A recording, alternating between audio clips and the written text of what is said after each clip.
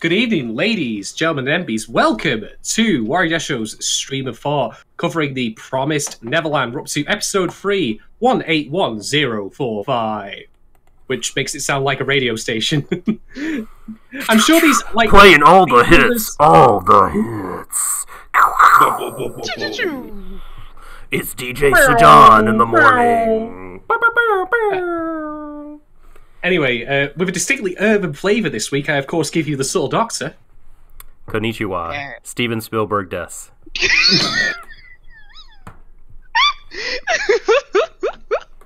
And we've been Warui Deshou. Thank you very much for watching, everyone. We'll see you all next time. Sugoi!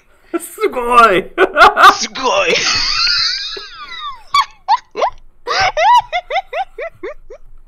Dude, those clips. God bless Danny. Oh my god, bless him. That was a find and a half. That was as rare and as precious as the amber from Jurassic Park. It was. Yeah. Hello, everyone. Anyway, before I forget, of course, we have the First Lady of Warui Deshou, the dark web herself. I give you Vorgelia. Hello. Something I really want to point something out now that it's my time to speak. You people will never see it, but it's so adorable. It's like we play the music, but I can still see what these two are doing, but you can't see them. And it's like the subtle doctor here is just kind of headbanging to the music, but he's the only person that can hear it in time. So he's headbanging, he's having a ton of fun, and then Shadon just looking dead inside. It's my game face. I'm getting my game face on, right? Don't you judge me. Don't you judge me, right? I'm not judging you. It's just adorable. I'm sorry. Yeah, I'm preparing in case I need to lie in front of a maternal figure who I've known all my life and may potentially be sending me off to be eaten by demons. Right. Clearly. God. If anyone Honestly. can explain to me how I can set this up so they can hear the music, that'd be great. You really can't. You really can't. That's it now. Listen, I appreciate this dynamic. I appreciate it. I thought it was adorable. I wanted to let the world know, because I appreciated it so much. I feel my That face just growing means hot. This just means I have to throw in some gimmicks next time, like where I just start making faces, or just put the ironing board in place of me. Oh my god, the ironing board. Yeah, your new obsession. Before we started this, I was like, oh my god, I want to start photoshopping ironing boards just in the background of like anime. That particular just one. Screenshots. As well. This particular one, I have not found it on Google something. But I will look for it. Fucking hell. Anyway, so episode 3 of the Promised Neverland. We're going to talk shop about this in just a moment. But firstly, Doc, I believe we've got polls. Twitter poll. Yep. We have polls. Oh my god, yes. Twitter polls. I'm going to pull them up now. Why didn't I have them already pulled up? Your guess is as good as mine. All right. Polls. Here are the polls. Polls for episode 2. Is Mom the scariest one? 45% say fuck yes. That is the plurality of the vote here. 23% voted hell yes, and 32% simply voted yes. A very tepid third. We should rerun this poll later on after shit hits the fan. I know. I want to compare figures here. How you feel about Mom now? And here's one that I threw up for giggles because of something said in chat. Is Norman Yandere? Yandir. Yandir? Is he Yandir? Yandere. Yandir. 60% say maybe. And 40%, and I am of the 40%, say no, he's my lovely son. How dare you call him Yandere? I am now of the 40%, honestly. Fair enough then. Well then, thank you everyone who took part in those polls. We're going to have some more coming to you later, but for now, let's actually start talking about this episode. So, episode 3, we've of course, just to pick up where we left off, introduced to Sister Crone, anime's latest racial stereotype. Congratulations. Fucking brilliant. Now, I want to just repeat something I actually said to Emrys Concepts, aka Beth, on Twitter. Shouts to you if you're listening. just offer my perspective on this, having fallen it a little bit, and take this as the ignorant, 31-year-old Milky Bar kid perspective that it is. I am of the opinion that Crone's design, in part, may be to be reflexive of, the new understanding the kids have of adults in this world now that the big twist has happened. Mom, if the roles had been reversed and Crone was there originally, she probably would look a lot more normal as opposed to she does now. And then if Mom came in, she would look a lot more monstrous. Because they still know Mom and haven't shaken that kind of perspective, that's why she looks the way she does. That's my feeling on this. It is merely a feeling, though, and I have nothing to base on. But I will also just say... Oh, sorry, go on. No, you do it. You'll do it better than me.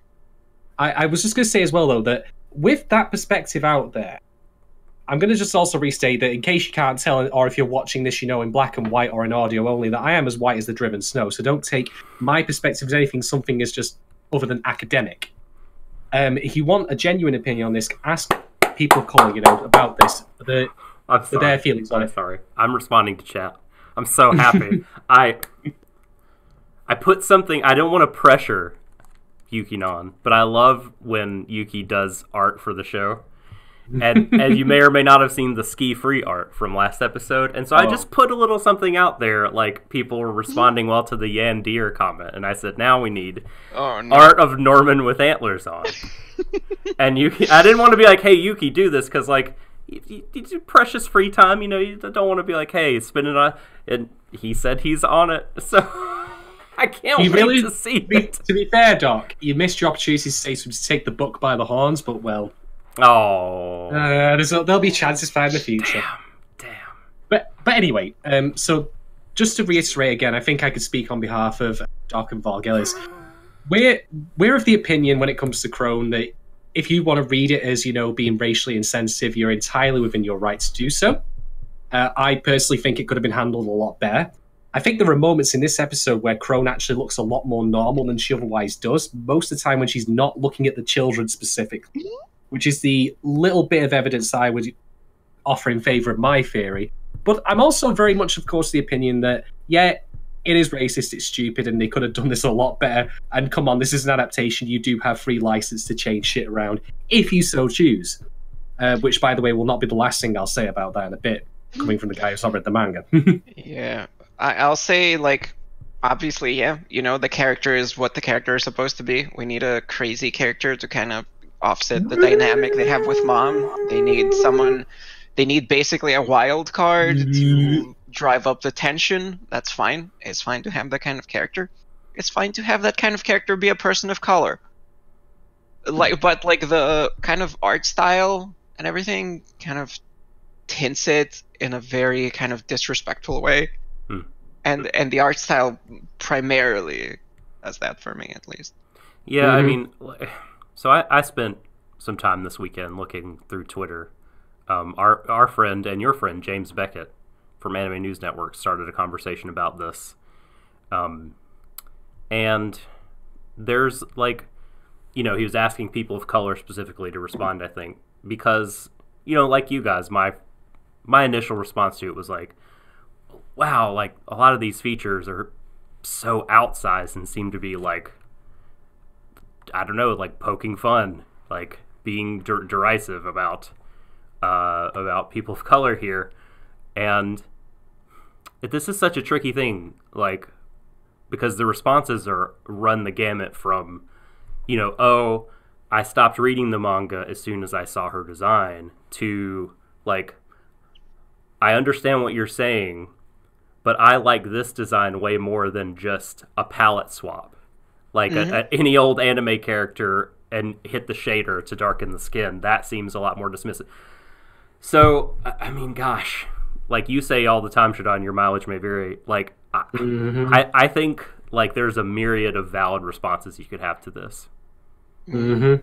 Yeah, okay. If you can't see, I'm a white anime cat girl. Yeah. I'm not an authority on this stuff.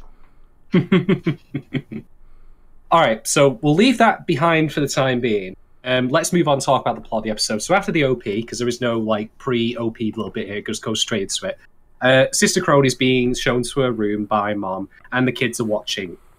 They make note that she's being put between like the kids' free rooms because they, again, whether it's true or not, they're seeing all of the things that are happening as power plays or moves by Mom to, frustrate them or, trap them even. And that would seem to be the case, although I would affirm later that, funnily enough, this might actually be a mistake on Mom's part. So, in the library, the three of them, Norman, Emma, and Ray, are having a discussion about various elements, firstly being about the tracking devices. Where are they? I can't feel anything. Can I say, whenever anyone uses the phrase, or especially starts a discussion with the phrase in the library, do you all automatically think of Clue? Because that's where my mind goes immediately. Like, the next sentence I think you're going to say is, like, with the candlestick, Professor Plum. Like, anytime, I feel like that's where I've heard. To be fair, the phrase Ray does get a Clue kind of, line of thinking later, but we'll get to that when he's having, discussion with Norman while they're washing up. In this library, so discussing things like, what tracking devices, where are they kept? Sister Crone, according to Ray, is actually a good thing because they now have a second source of information to go by here.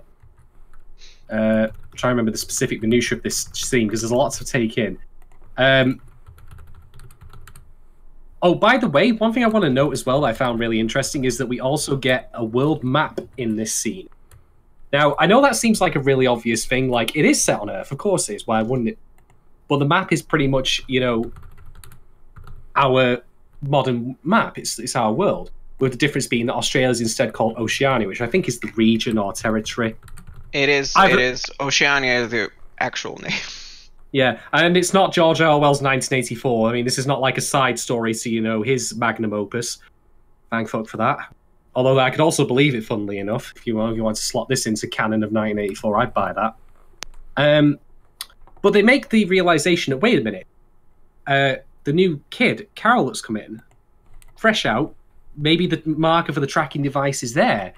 And Emma, of course, heads off to go check that.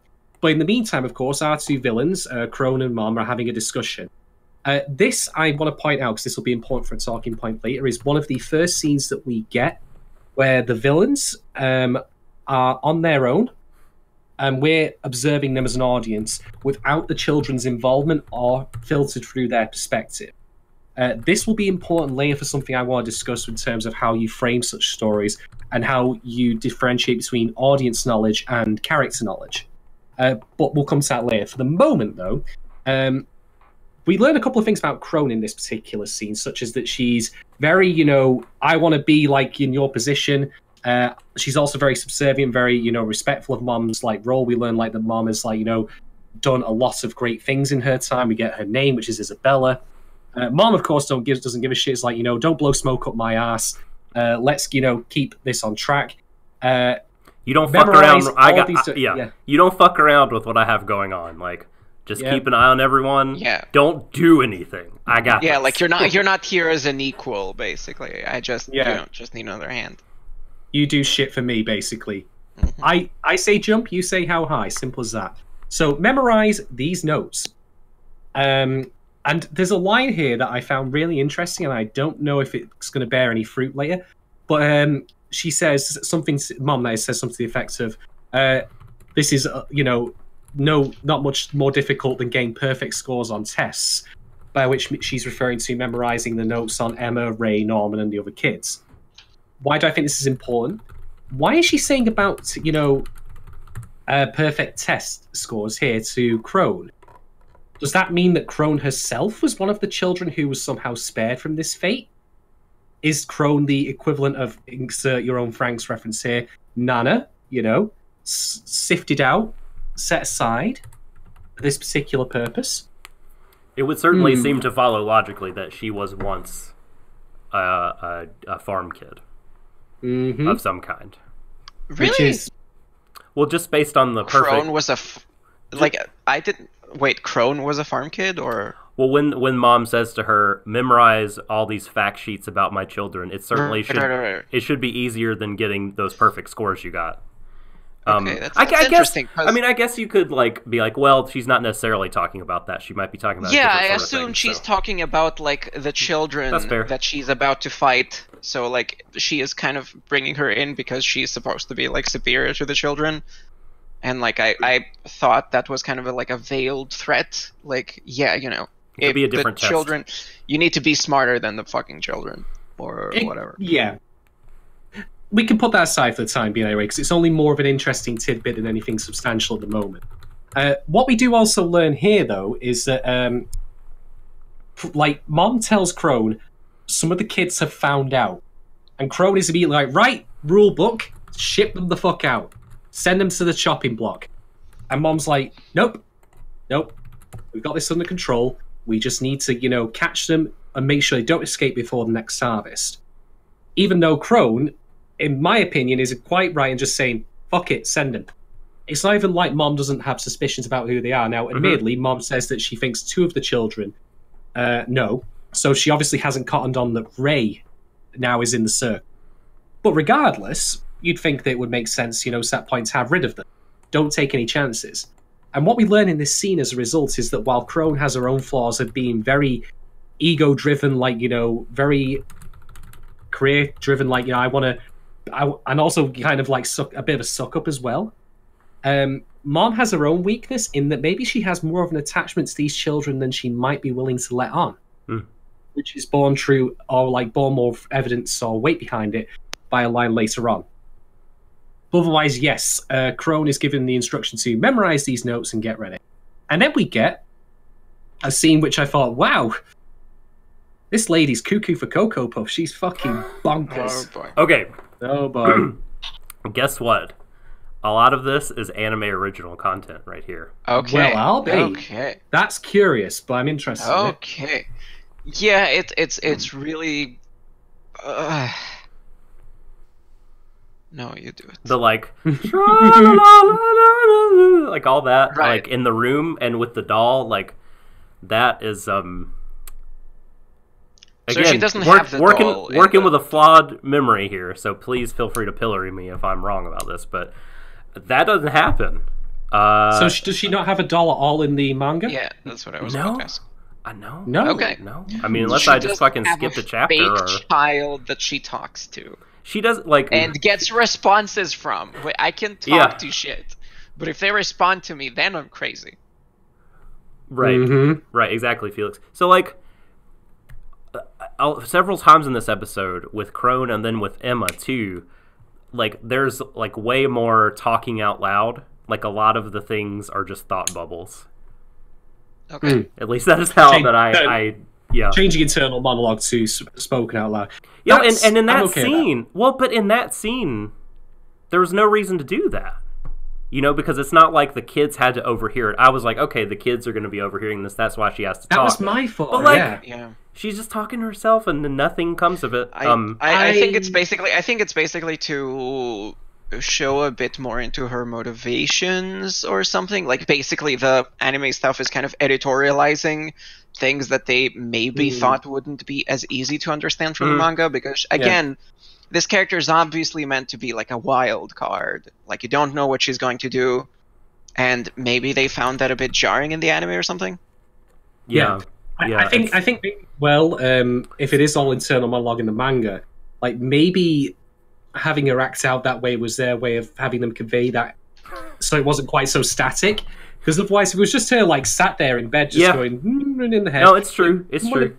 But I do agree that it's a bit strange, and I do also agree that I found it a bit weird that this wasn't the point where the children overheard it. Put a pin in that, by the way, for she's my. just yelling. She's just screaming into the night, like. Yeah. And Mom is like, keep it down there. I can heal all your evil plans. Like No. You know what? You know I really wanted to happen, right? I wanted the camera to like have the door in the background, and then as she finishes like speaking and starts chuckling, I wanted it to zoom to the keyhole, and he cuts the other side of the keyhole, and Emma's there, and she's like, "Shit, dog! Who the fuck? She's losing her fucking marbles." Now here's the thing, right? I'm actually okay with this, depending on how it's developed, because I like, firstly, the visual metaphor of, you know, this adult does not give a shit about the children and will send them off to, you know, be turned into meat, but cares more about her fake child doll thing, you know? Yeah. Also, well, you might weird argue... because she really does have, she has another motivation that they, you know, kind of, like, she mentions it during that monologue, but they don't really talk about it a lot. You know, she wants to be a mom. And she's like, what, I can be a mom now? Instead of just, like, waiting and kind of going through whatever system she has to go through, whatever kind of waiting line, she's like, I could be a mom now if, like, things go badly for Isabella here. Another thing that I really, and I'm going to sound like such a Debbie Downer because I don't necessarily. Oh, that was my job. I don't necessarily hate this in principle, but in the manga, the way I kind of interpreted Crone is like she has on kind of a mask most of the time. You know, she's happy, like she's smiling, she's kind of effervescent, always playing with the kids. There might be a little bit of creepiness there, especially for the kids that realize what's going on. But she doesn't really take off the mask and show, like, the horrifying expression, like, all the time. You know, like, she's just, like the time when she finds Emma and the kids looking over the rock. That was the time she did in the manga. And it's super effective because it's like, oh, like, her true feelings are coming out. And they do come out when she's having, you know, her own inner monologues and stuff like that. But I felt like they were just kind of projecting all over the place throughout this episode. And it may be what you said, Vorg, that they were like, look, we have to get a lot of these feelings more, like, extroverted and out in the open for anime viewers or whatever. I was just surprised that we got, you know, Scarface from Batman in this show. But, hey, it was going to happen eventually, so there we are. Yeah, I guess, like, the shouting, like, people are talking about the shouting. I didn't even mind the shouting, because it's like, they're kind of trying to hit you over the head with her personality, with how she acts, and it's like, it's less shouting, and it's less about the shouting, more about kind of her performance. It's like, oh, in the anime, you know, when they don't show, like, crowds of people in the street and only show the actual characters, like, oh, no, the street is empty. Why is the street so empty? It's like, it's just a way to give her character or beat you over the head with their character in a visual way. This is a visual medium. So I don't care about the shouting or like, oh, they could have handled it better. Maybe they could have handled this entire character better. But like for what they were going, the shouting and the crazy stuff was consistent with what they wanted to do. Yeah, like I said, I'm trying to defend the thing I don't like. Get the optimism, lift it. Yeah, like I said, I don't hate it in principle either. Like, yeah. I mean, and I could see someone else like making that kind of argument, being like, yeah, sure, like that's cool. I'm tainted, you know, because I read the manga first. So it's always the first thing you see is gonna like bias you and stuff. So. All right, so next scene. Ray and Norman are doing washing up, and, well, they're doing better than I did at their age. I didn't do shit for chores back then, so that's nice of them. But they're discussing more, you know, elements of the escape and also Crone's arrival. Wait, before we leave, like, the Crone scene, especially there's the general talk of Sister Crone and that scene in particular. Like... One thing I did like about it was I actually, like, regardless of whether you think conceptually this is a good idea or you like kind of this characterization, I thought the actor, like, really crushed it. Like, I loved the voice. Like, the singing, it was so good. like, I will be a mom, or what, like, I can't even remember what she was singing, but, like, it was awesome. And she was so, like, inhabiting that space, like, just killing the role. So, to that degree, I was like, okay, like if we're gonna kind of alter her or reimagine her slightly, like the actress is going for it, and I like that. Yeah, she's hamming up a little bit, which I do think suits the character. I mean, Crone very clearly is a contrast to Mom. Mom is cold and clinical. Crone is like a complete, as you say, wild card, a little unpredictable, a little taps in the head, and that in of itself is a different challenge to handle. Like, someone that can be that kind of unpredictable, how do you deal with that? So, okay, so washing up. Ray makes the suggestion with a tapping of his foot that it might be necessary to kill both Mom and Crow. What a prison scene that was. Yeah. Like showing him under the water. Like that was brilliant. Yep, brilliant. Yeah. A strategy that I had to think about, and I was like, morally and ethically, I should be against this, but as far as pragmatically goes, like, I get it. Because, well, they would at least be out of the way. Fucking shank them, dude. They want to kill you. They see you as food. You shank them good. No bullshit, right? No bullshit. You shank them. Fair enough.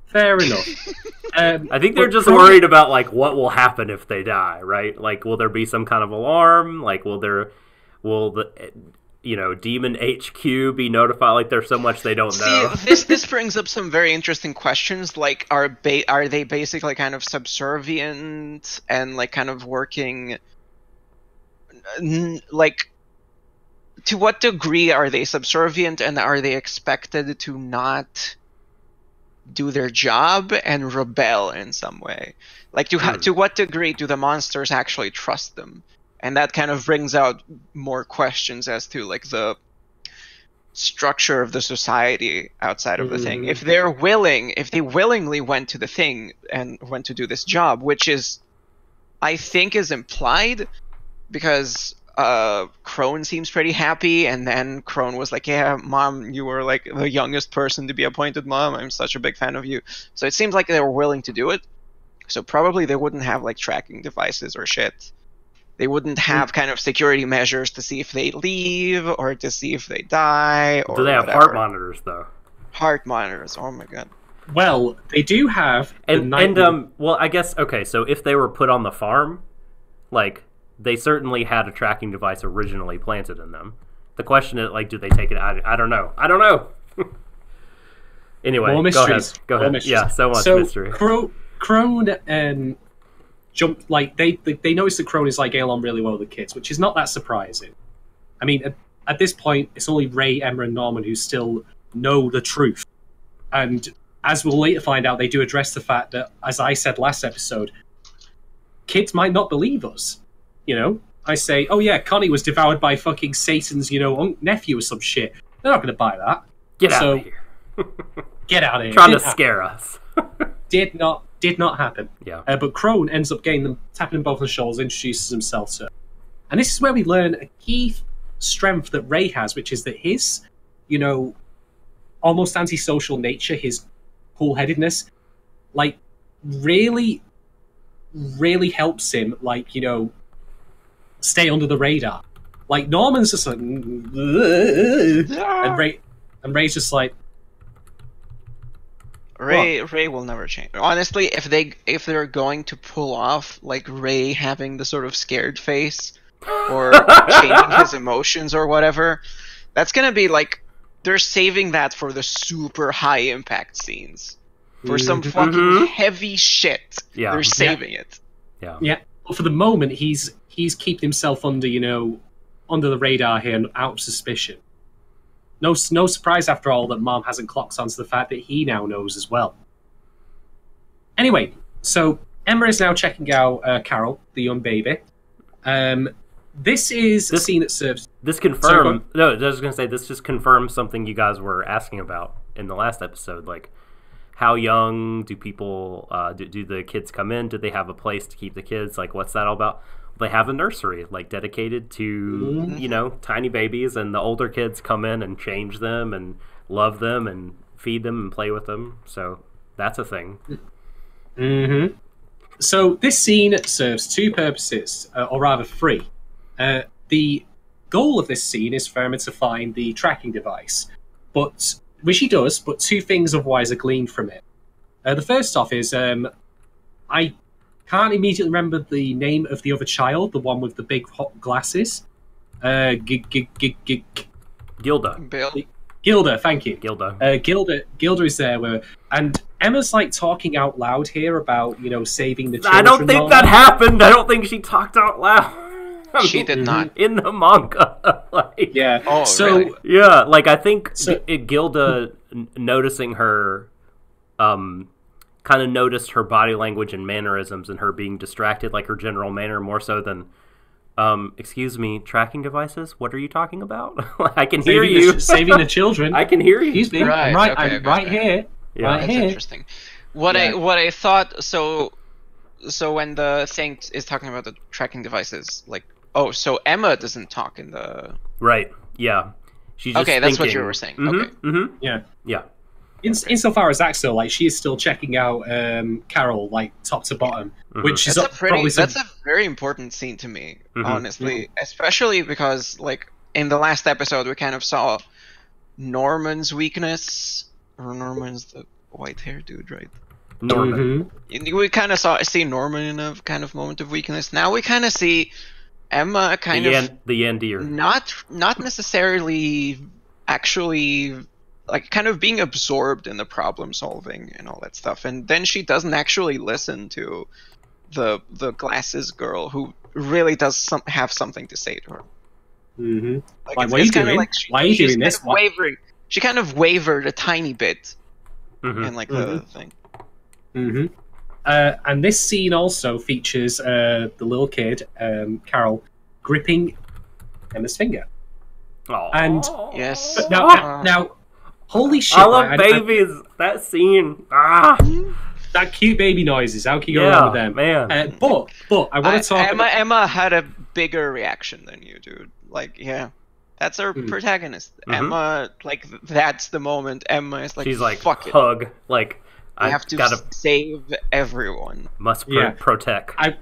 I want to say two things about this that I found really telling. The scene in which Carol grabs Emma's finger is such a powerful single frame shot. Like, I feel like it sums up the entire show in one go. Which is, you've got like this human connection of this young child holding this, relatively speaking, adult, to at least a child, like, you know, character. It's a human connection. It's a very intimate and sweet moment. But in the foreground, out of focus, are the bars of the crib cot. And that is the metaphor for the entire situation in which they find themselves in this prison that they're in. Restraining their freedom, but not restraining their ability to connect, you know, to have these moments of genuine human interaction and connection. But they still need to break out of it. So, for me, like, that one moment, I was like, boom! Like, that was the mic drop moment for this entire show thus far. And it was amazing. I loved every second. But yeah, put a pin in the fact that Gilda is taking note of this. While also having the clouded glasses afterwards, you know, the very impersonal touch that's often used in anime to show that someone's, you know, not on the same level or with the same wavelength as the characters otherwise in the same scene. She does. Carol looks not Carol. Is it Carol? Carol, the baby, looks so much like Emma. And keep this in mind. In some way. Yeah, no, for sure. We discussed it, I think, last time. We did. But... well, here, so Trickster has said in chat, like, oh, like Emma, you know, not very smart. Like, at any given moment, she's as dumb as she needs to be, or whatever. Like, here's what I'd say if you think she's a detriment to their plans: is that really kind of exhaustive and broad and difficult plans like this need, of course, project management, tactical acumen, but all that can fall apart if you don't have the absolute will to get it done. And Emma, more than anyone, has the will to see this through and to get herself and her people out of this situation. And that is a huge strength. Well, I think, as I said previously, you know, they're all going to be shipped off for their meat eventually. So, do it or don't. Like, you know, damned if you do, damned if you don't. Get everyone out if you can. Like, it might be a detriment, you know, in the end, that she brings all those kids with them. And indeed, I realised in rewatching the OP this episode round, there's a part of the OP where the various characters, Emma, Norman, and Ray included, are behind a chain link fence, and they're all like scowly, like, Yeah, come on. Know who is not in that crowd? Gilda. Mm-hmm. There's your hint. They're not getting out with everyone. I don't think they will. I don't think they'll leave with everyone. I'm saying nothing. Nothing. What did they do to Gilda though to make her kind of like a snitch or like a thing? Does she know? Was she just kind of brought into a room and they said, "Okay, you're going to die unless you do the thing"? I don't think they've done anything. I think Gilda is simply like when you've lived that kind of life where you're comfortable, you're happy, and you stick to the rules. You've never been hurt. Like, why would you break from the norm? And you see suddenly someone else acting out of line. It seems like doing strange things with kick. I really don't think that's it, though. Like, first of all, they weren't really acting out in line. Gilda seemed concerned already, even before she saw, even like as she was looking at like Emma doing shit. But well, like she did ask about like what did you see at the the gate? Oh yeah, exactly. So like the kids were basically like, Mom wants to kind of spy on us without spying on us, and she has kind of backed off, and she's not really doing that much. So she has to have kind of like a spy. I think that's what I don't think it's got that far. I think that instead that rather that Mom is just letting things play out for the time being, with Crone doing her bit, being the overt agent. But I think that if when the time comes, she will then tap Gilda for information. But I think that's not happened yet. That's my feeling on it. I think that we might be going a bit too ahead of the curve here and attributing plans or actions that have happened that have not as of yet. Well, we'll see. We'll see. I think the seeds are being sown for Gilda to play a part, but I don't think that she's even consciously aware of what part she'll play yet. Only that she feels unease at what's happening with Emma in particular. That's my feeling on it. Okay, so zipping the lips. After that's all wrapped up, I believe we get Mom's Shock radio show.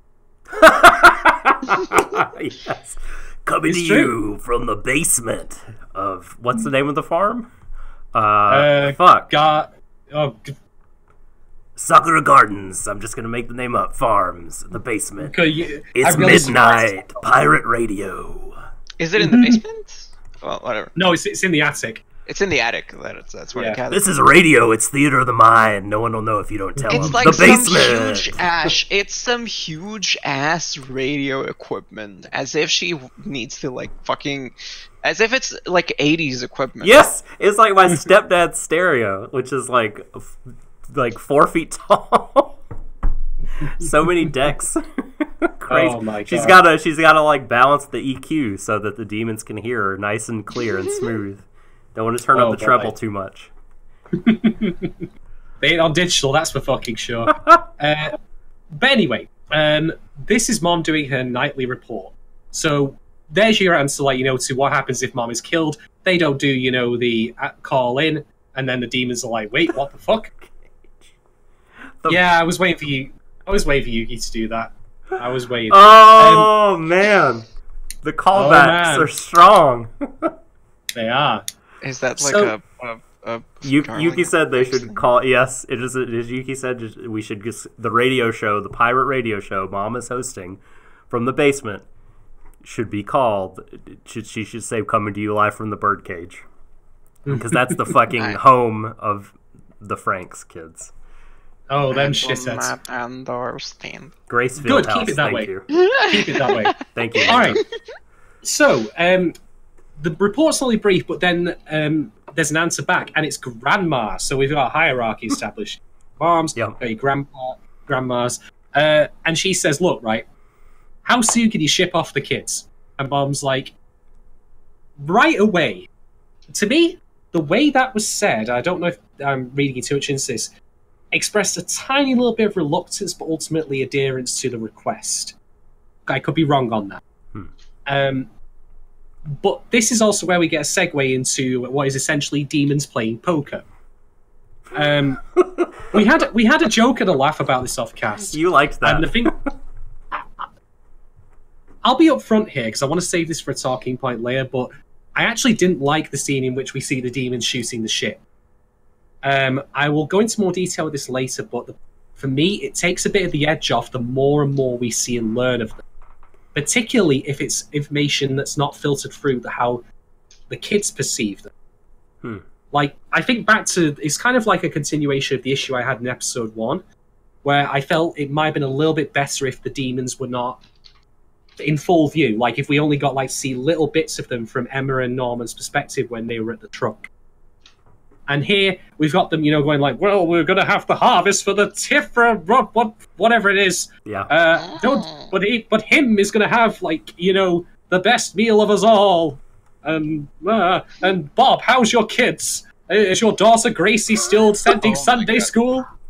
Like... So, I talked about this before that, but holy shit, the place they're actually in, like this sort of decrepit fucking just stone surroundings. You can't see it. They're in a fucking cave or something. The background looks like shit. It really is just like random blue crystal. Yeah. Guest designed by From Software. Oh no. Don't throw shade on our beloved From. How dare you? What I think, like, in this case, this is kind of another case of, okay, we're kind of showing the perspective of the villains a bit more. So we're kind of showing the opposite side. The demons, like the yeah. No, I'm just saying. I'm gonna get to that. So I'm just saying, like, we're kind of showing the opposite side of this kind of chess game. We're establishing our villains, we're establishing their motivations and shit. Why the fuck do we need the demon scene? The demon scene's, like, thing is basically, it's really important that we get these children. These children are really important. If you screw up, I will kill you. Mm-hmm. Like, it's basically just there to up the stakes, which... Hey, isn't that what the added scenes and stuff for Crone is also kind of doing? Was the monster scene even in the manga? Yeah. Or something? Mm-hmm. No, okay. It is. It's it's basically like that. I mean, of course, the blue crystal is not there. Yeah. And I think you kind of only get shots of, like, you never get, like, a full, like, shot from head to torso. You see, like, a hand, like, the right side of the face, like, you see, like, a weird shot of the camera, like, going below the demon, going up. So, but yeah, I mean, it's basically there. I didn't hate it as much as you did. I don't really care. Well, I was talking. I get it. Yeah, like, I get its purpose in the thing. It's like, okay, cool. Like, Mom has a lot to kind of, like, maybe it kind of shows why Mom is doing the thing she's doing. That's why she's not shipping them out. She's saving it for this huge special occasion. She's gonna keep her job and she's gonna be amazing and stuff. So it's kind of like establishing motivations and the overall, like, conflict a bit better. Yeah, but they could have been done. It could have been done a bit better. Yeah, I think it just shows too much, I think. Here's the thing, right? I'll save it more details, but do you know what this gave me reminders of? For those of you who did watch our Frank streamer thoughts, the fucking Robo Bishop Council shit. It's no. No. No. No. Do not even compare the two yet. No, look. Do not invoke the name of Ape and the Robo Bishops here. Look, right. Honestly, it was nowhere near as obnoxious for a very good reason, but I'm saving that for the talking point later. But to me, it broadly fulfills the same function, which is it's doling information specifically to the audience, like tidbits, like capitalized him. Who could that be? What's this festival thing that they're going, the Fratelli, I don't remember what it's called. What are they doing all here? Like, and that's fine, but I'm already on board with the show's premise and very invested in, like, what's going on. And the fact that, well, there's no more threat more primal than, oh yeah, demons are going to fucking eat your face. Like, this isn't doing anything for me. It's just... Well, look. There. Okay.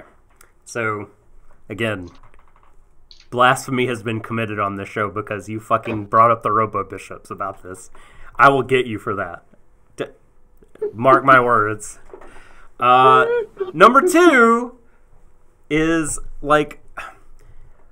So I wouldn't want them to like pull a Lost and just not ever show anything.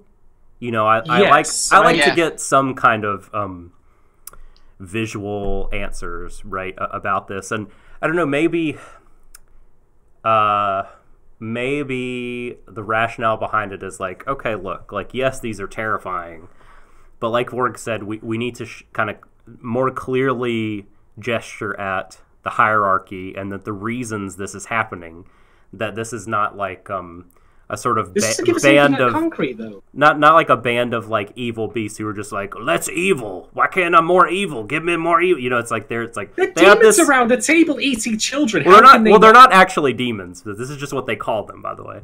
Like, we don't know what they really are, right? So like, a rose by any other name. It's just a different civilization that they're giving us a peek into. You know, they're giving us a little sneak peek into this other civilization that it would seem has subjugated, you know, humanity either in part or in whole. This pre-poker game shit going on here.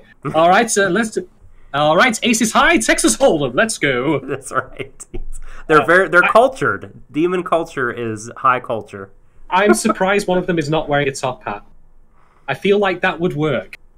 But I get where you're coming from there, Doc, but the problem is that, like, this to me also, funnily enough, reminds me a little bit of the Dino thing in Banana Fish, in that you can't really sell me on subtlety.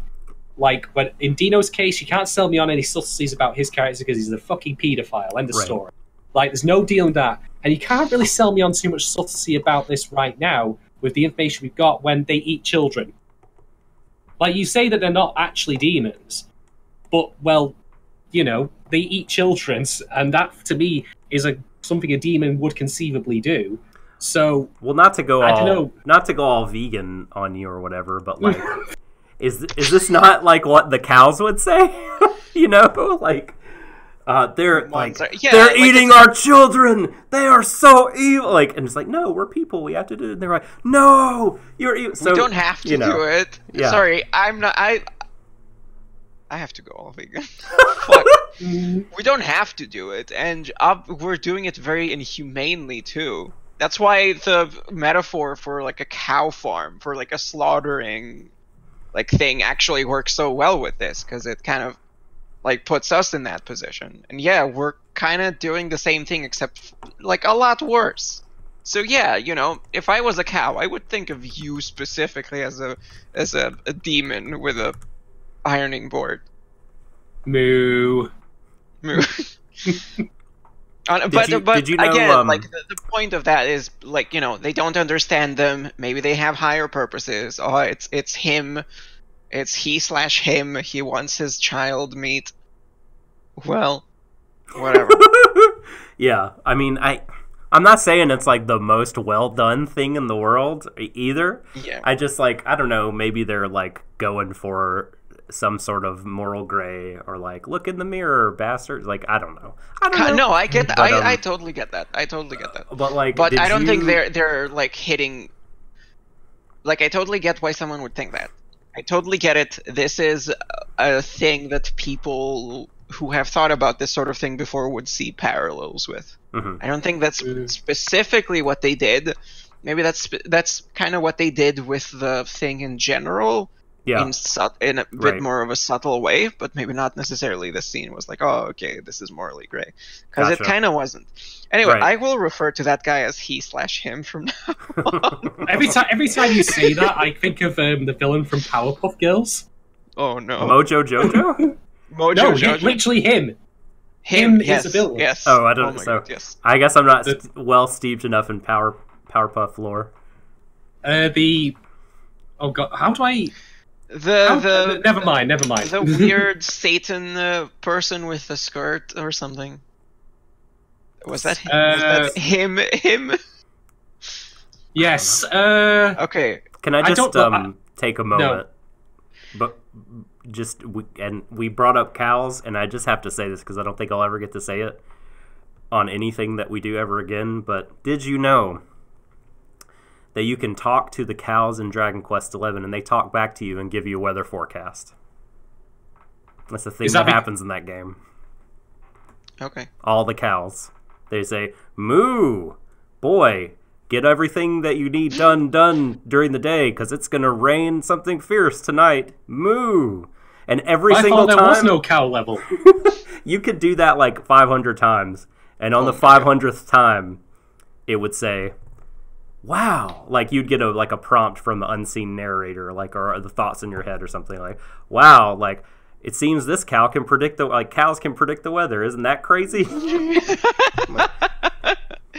I was no. Now that we're talking about cows, I need to say this. Get this off my chest. Val, you're such a huge cow. Like, I so thought you were going something stupid with this. No, that's amazing, though. That's really good. Right. Moving on. Moving away from... We're not going to have a cow anymore. We're going to move on to the next scene. So... Am I leaving, or... like? No. Are we going to move on? Oh my god. Huh? Yeah. Well, I mean, I have a stake in this conversation. So...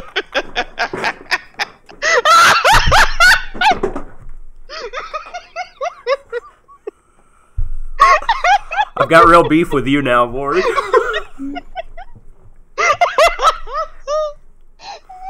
I think I just pulled the calf I reacted so hard.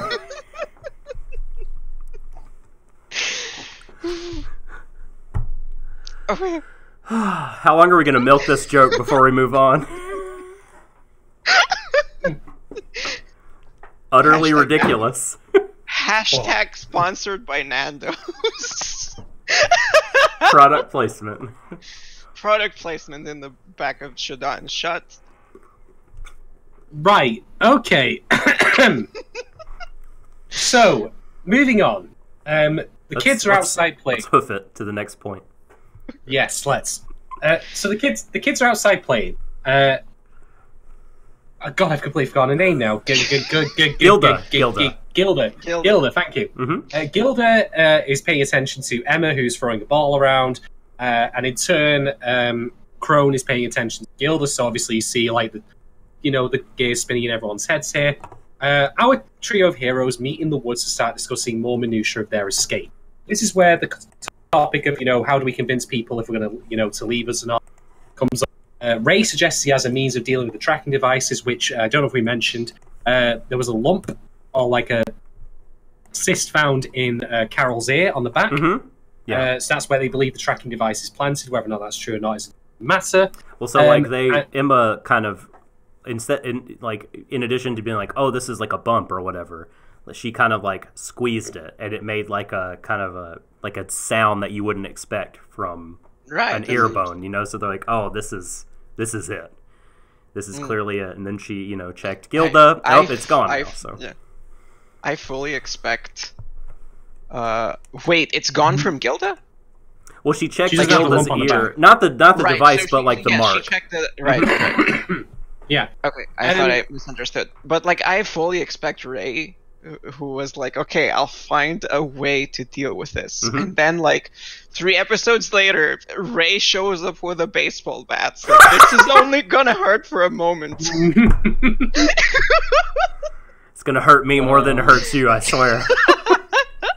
Oh dear. The first swing might not get it, but at least 3. We'll see. Definitely by the third one, it should be broken. Mm-hmm. One thing they also note about the tracking devices is that the functionality of them.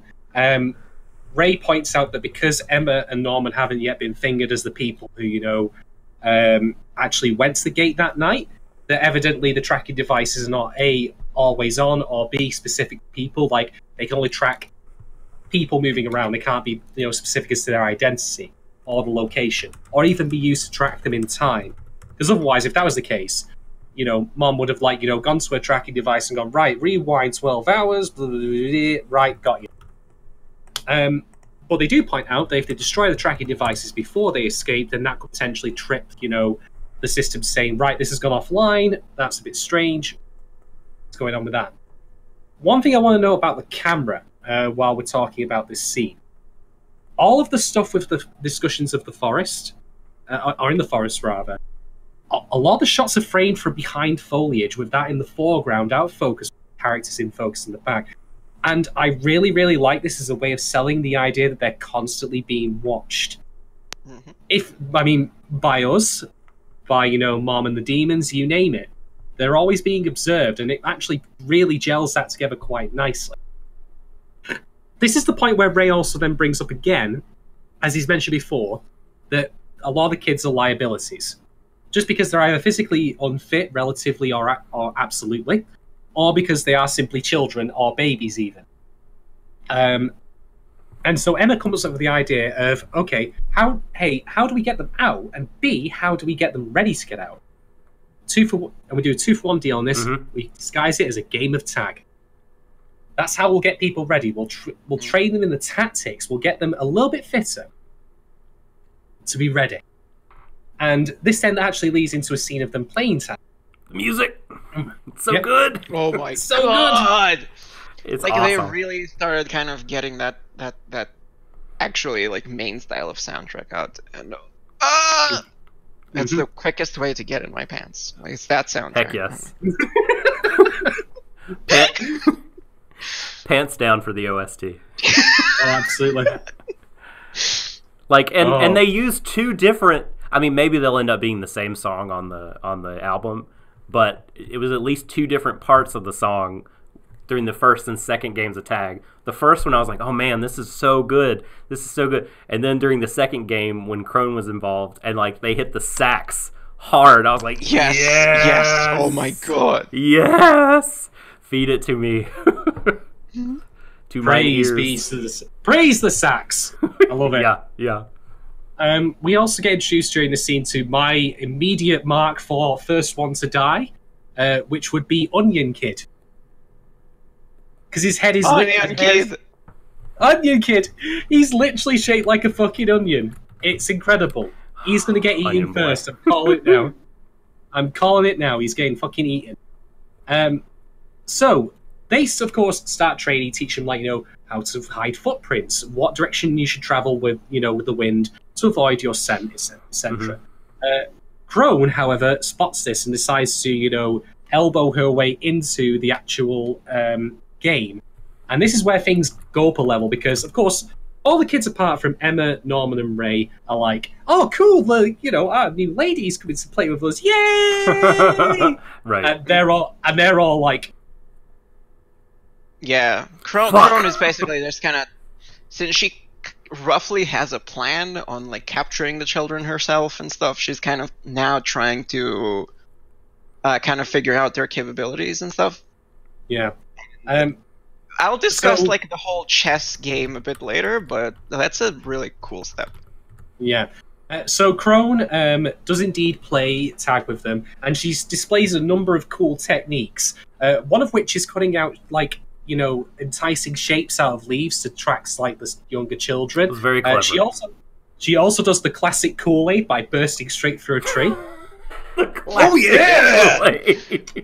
Oh, they don't show it. They just play the sound over a shot of nothing happening, and then they show the destroyed tree, which was so sad.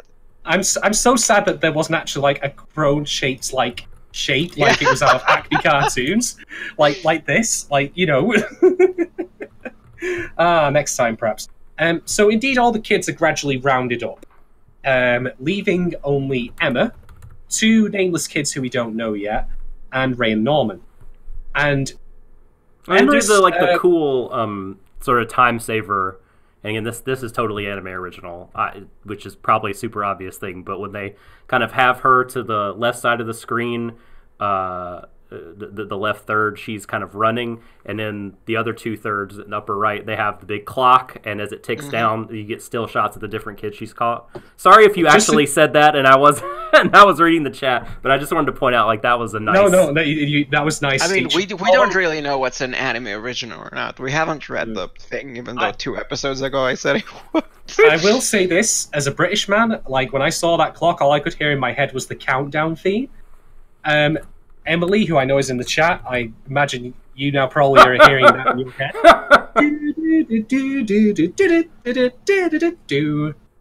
But anyway, so yeah, Emma is the first one to be caught. This British humor spot is brought to you by Nando's. Nando's, it's cheeky. Oh my god. Oh my god. It's official. It is.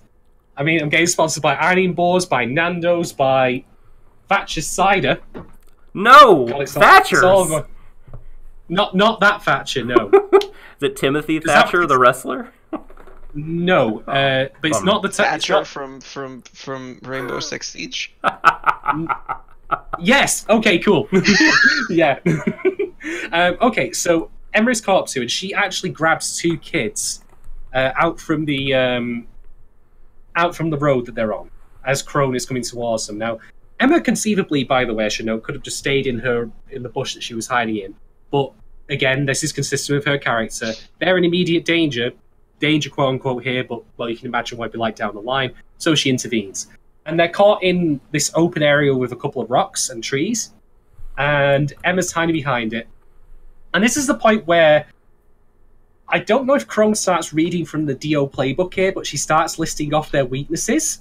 Like their individual, like yours is your naivety. Ray's is that he's, cold and that... Well, he's quick to abandon ship on a plan if he thinks there's even a slight chance that it's going to go awry. He doesn't stick with anything. Norman is feeble. Yeah. Which is interesting. Which is interesting because he's the second most athletic person. That's what in the beginning they were like. Yeah, he's that he is athletic and he plays tag quite well. In addition to being a smart strategist and finding the kids, like he can hunt them down. So if I had to guess, I'm going to bet you that Norman's feebleness is not so much that he's not athletic, but rather if he gets hurt or injured or worn out. Yeah, maybe he recovers very slowly. Yeah, that would be my guess. So anyway, this is the point where Crone also tries to drop something on Emma, which is that, oh, Emma, what about the harvest that night? If you saw it, wouldn't you know that I'm on your side? Here's the thing about it, right? Emma does indeed get caught because she's hiding behind a rock. She can't go anywhere with these two. But she doesn't make a sound when this is said, even though she does, of course, have a reaction that's like... And I think this is kind of like a half win for her because, yes, she got caught by Crone in the end, and yes, it does suggest that she, in turn, will be a liability or a weak spot by caring too much about the children who otherwise would, be a hindrance, going out to save those two at the expense of herself and getting all three of them caught. But she also doesn't, yelp or reveal the real fact, the real prize here to Crone, which is, oh yeah, I'm one of those two because I know exactly what you're talking about. Keep shut. So she does still win a little bit in this moment. So after that, Crone is now catching up with Norman and Ray. Scene was... Sorry, go on. Oh, no, it's cool. I thought I'd raise Felix's point that he brought up in chat and see what you guys thought about it, because I thought it was actually quite good. So he says that Crone's unexplained super strength actually bothered him a lot. It makes her come off like an actual monster, and combined with the faces and the voice acting, he didn't really like the sequence. I was wondering if it was too kind of picky or pedantic to be like, well, Crone's super strength and athleticism you could see as, super stereotypical also. But apparently it bothered Felix, who is a person of color. I mean, the fact that she's way taller than Mom, all this stuff, I think it's just a lot of... It's like death by 1,000 cuts with this character, maybe. I think, the kind of super strength, the overt mannerisms, and all that stuff... fuck it. You do it. Oh, okay. You've tagged me I don't in. want to talk about this. Patting your avatar on the head. All right, look, I'm gonna restate pretty much what I said before. For me, I don't mind so much because I think it was meant to be a little bit of lighthearted, nonsensical, holy shit, she burst through the tree. That's why I joked about it as the Kool-Aid thing before. But that is just my opinion, and if you in turn feel that it is a bit touched too far, makes it seem completely ludicrous or inconceivable, I can get behind that as well. There's no one right answer with how you interpret this character. If you do feel that one element of her, or all the elements, or various elements of her are, badly written or offensive, I don't, I can't hold that argument against you or dispute it because all of it's true. Yeah, maybe, and we don't have to. Not so much. Oh, sorry. Go ahead. And we don't have to we don't have to spend every episode talking about this. It's just this is her first full episode being in the show, so Mm-hmm. Yep. Let's not drone about Crone. Let's move on. Oh yes, right. It's very interesting that her name is Crone too. Like, yeah. Let's not drone about this old crone. It's weird. And what the hell? Not what you'd think about as a crone. I don't know. Who knows? You know what? Can I just say something, right? I mean, the doll, that was an anime only thing, yeah. Yeah, the doll. Mm-hmm. You know what I would really love, just as a funny thing to happen, is if in a later episode, she gabs off too much, and then the doll just its head turns and just starts speaking, literally starts and says, "Crone, kill them. Shut your mouth." If it literally just it was someone on the other end talking through the radio, that would be quite funny. That. But anyway, okay. So Norman manages to escape by teleporting. I'm not quite sure. This scene felt a little confusing to me.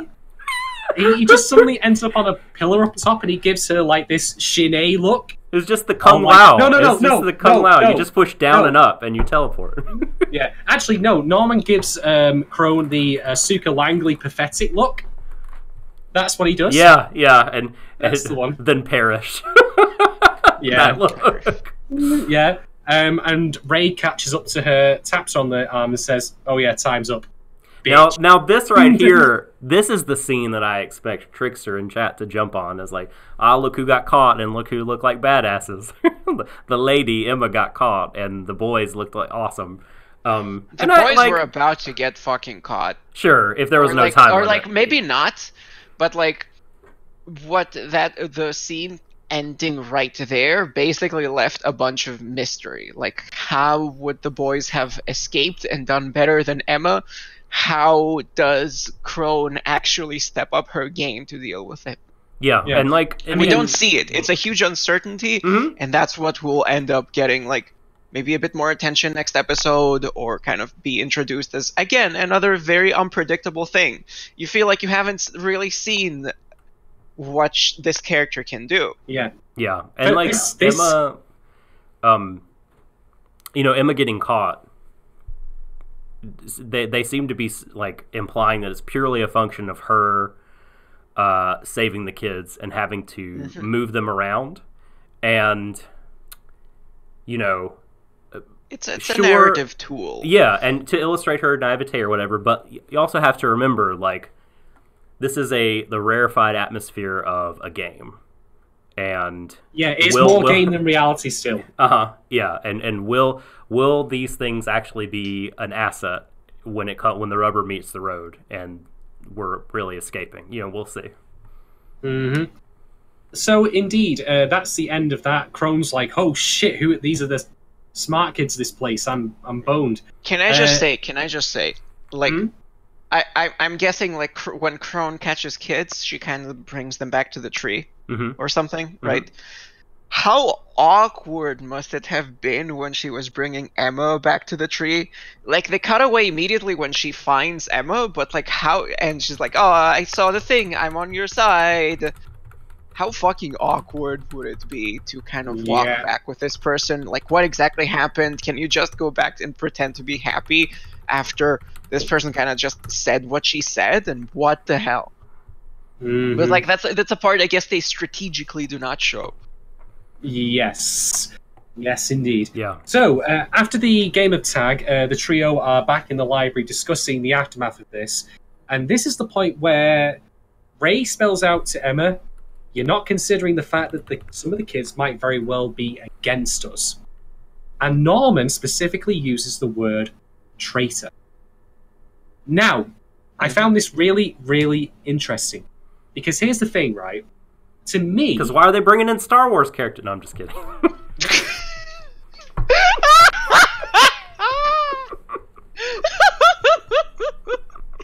Hello, we're going to introduce this new kid. His name is Sand.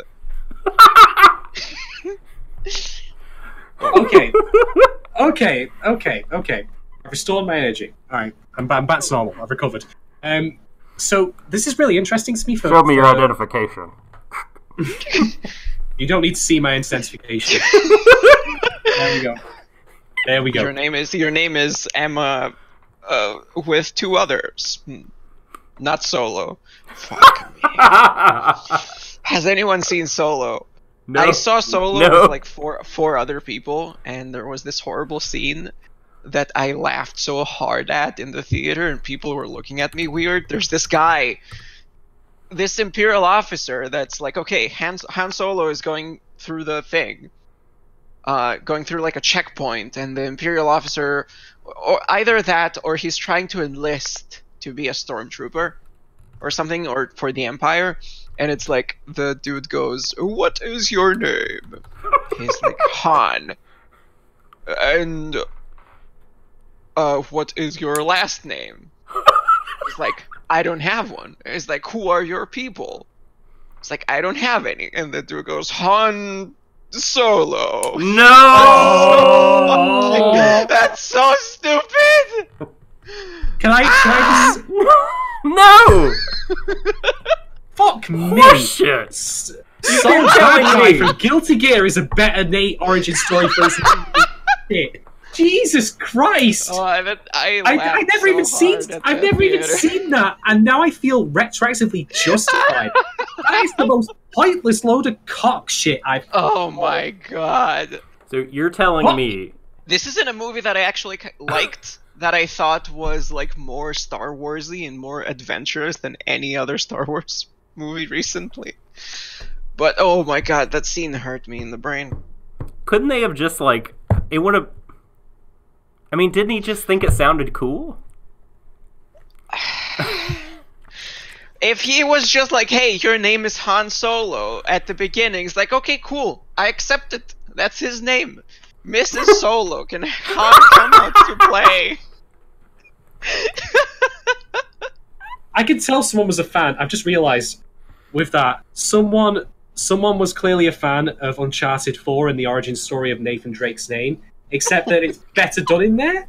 The sitcom joke of make a fake name out of the objects. Oh, I appreciate this so much. To be fair, he got off lightly then. He could have been called Han Vibrator.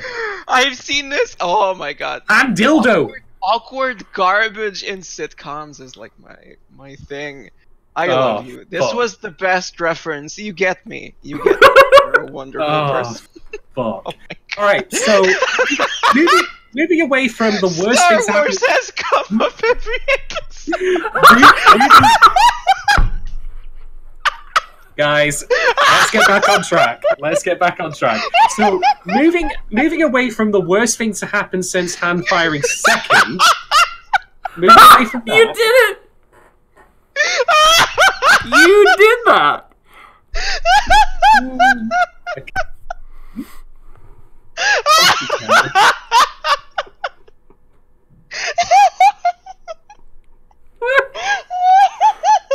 No, that's it. We're done.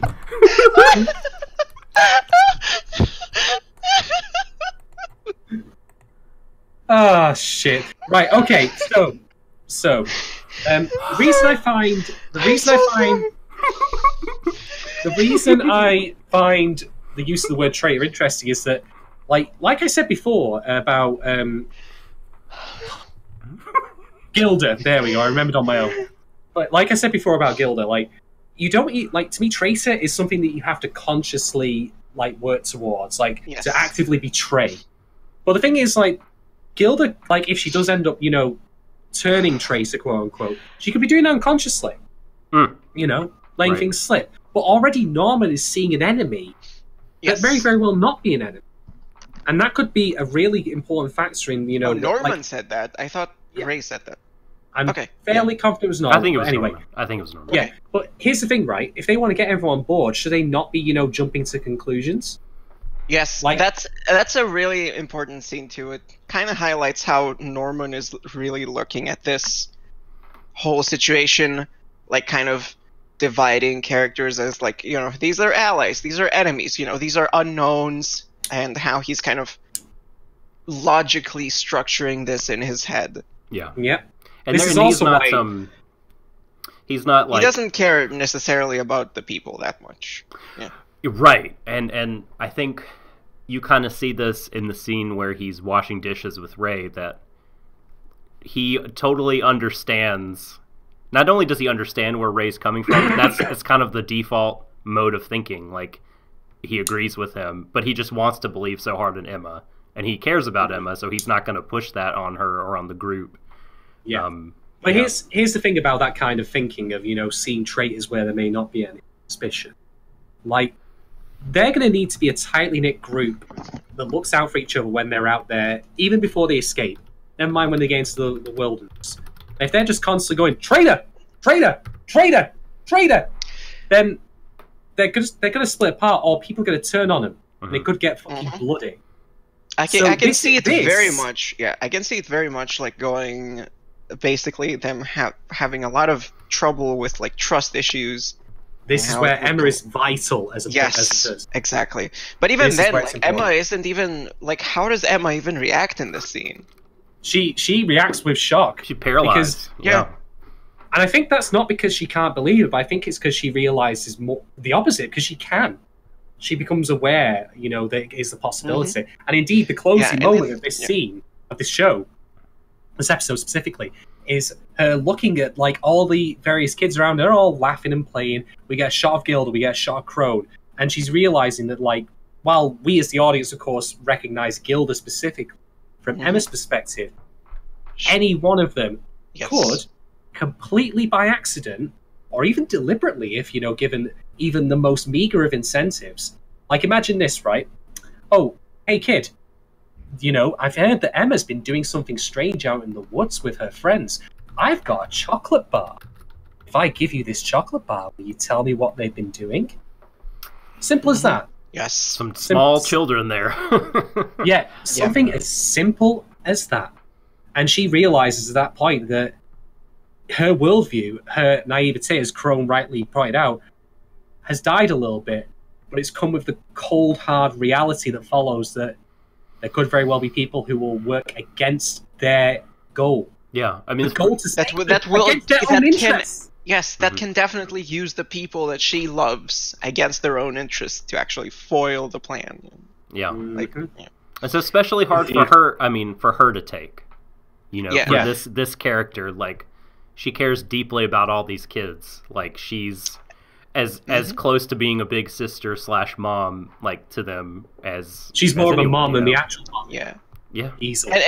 And you kind of see this kind of tiny bit gradual shift, because the moment they say like, hey, that someone has to be a traitor, she doesn't react that strongly, like immediately, as almost as if like she didn't It's a quite theoretical process it. concept at that Yes, point. and then she realizes it when she looks at everyone, and what a powerful scene. I know. Yeah.